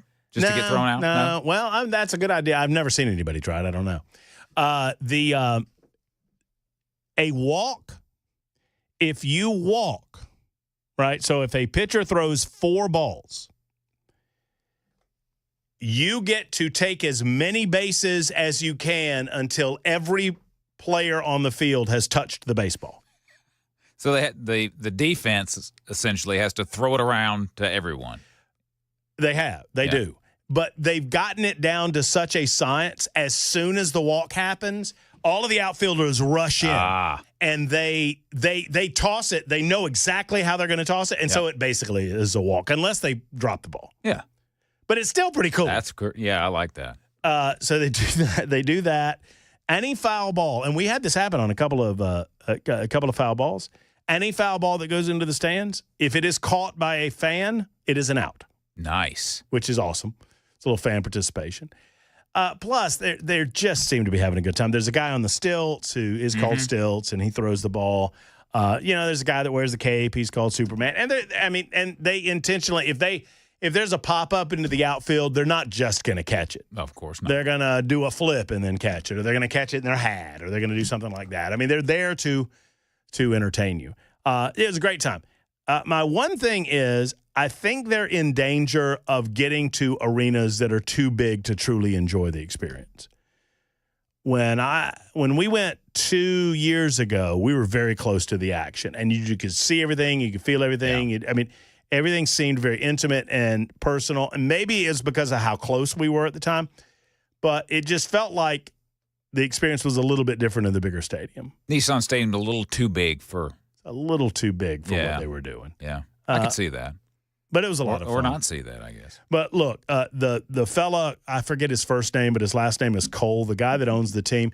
If y'all have a chance, look his story up. He was a minor league baseball player who got hurt. And I think I have the details of this story correct. He says that he was hurt for like a better part of a season. And he said he was bored out of his mind watching baseball. He said not playing, just watching was just boring to him. Just there's so many lulls in the game. He said we can do better than this. And so that's when he started developing some of the new rules for Banana Ball is what they go. Oh, that's another thing. Each team is always in it, at least for the most part, because no matter how many runs you score, you're playing per inning. So if you and I play an inning and I score 8 runs and you score 1, well, I just got a point. Yeah, you win that inning. I win that inning by a point.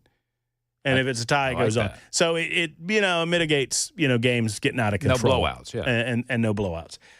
But he said he came up with some of the rules while watching. He bought the Savannah Bananas were not called the Savannah Bananas. They were called something else.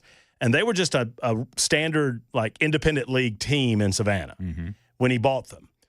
He started developing the concepts, renamed them the Savannah Bananas, and went independent a couple of years later. And just went out on his own, mortgaged his house, and said, I think we can create this Harlem Globetrotter type deal. That was like in 2017. And so in 7 or 8 years, he's built it into they said, I talked to one of the guys on the Bananas, that the number of people, players, umpires, support personnel, is 250. Wow. 250 people were there. If you were there in that stadium, there were 250 people on the Bananas staff supporting that effort that they were doing. So kudos to them. It was a good time. Had a great time. And my friends, and we went to Lower Broad afterwards, and it was packed. Unlike what Fox 17 would have you believe. All right, quick timeout, and we'll wrap it up in a moment.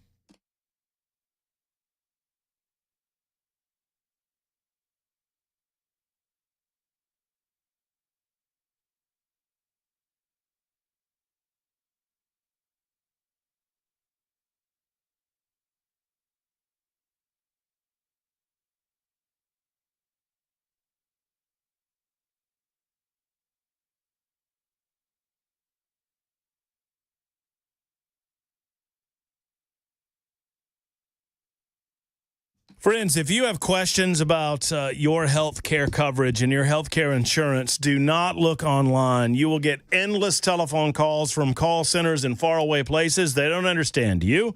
They don't understand your situation, and they're not going to stop. They're not going to stop no matter how many times you tell them.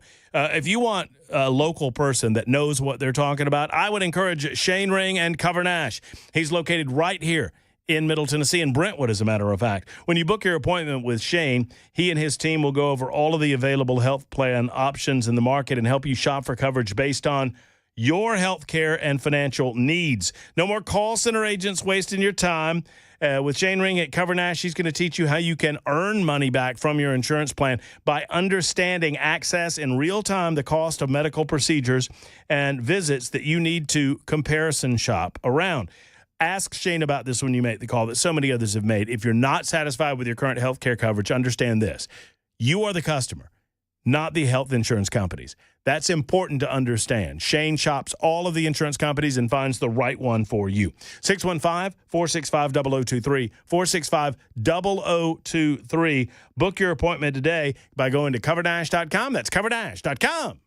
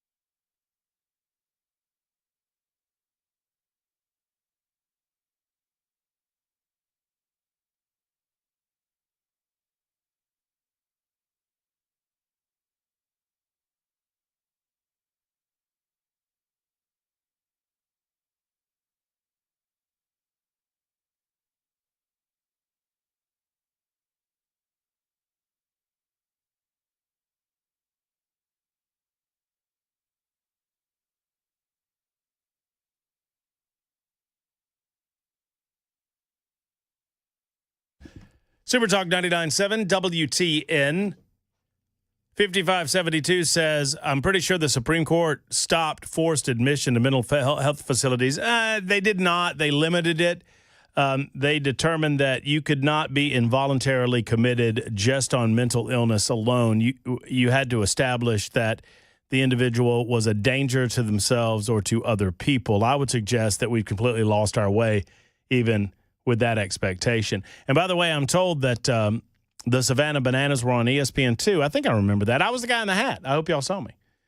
That does it for this edition of the Matt Murphy Show. We didn't get to Leroy Jenkins. I promised to do that tomorrow. Of course, I promised to do it today, and we saw how that worked out. So I wouldn't have remembered it at all if Chris hadn't told me.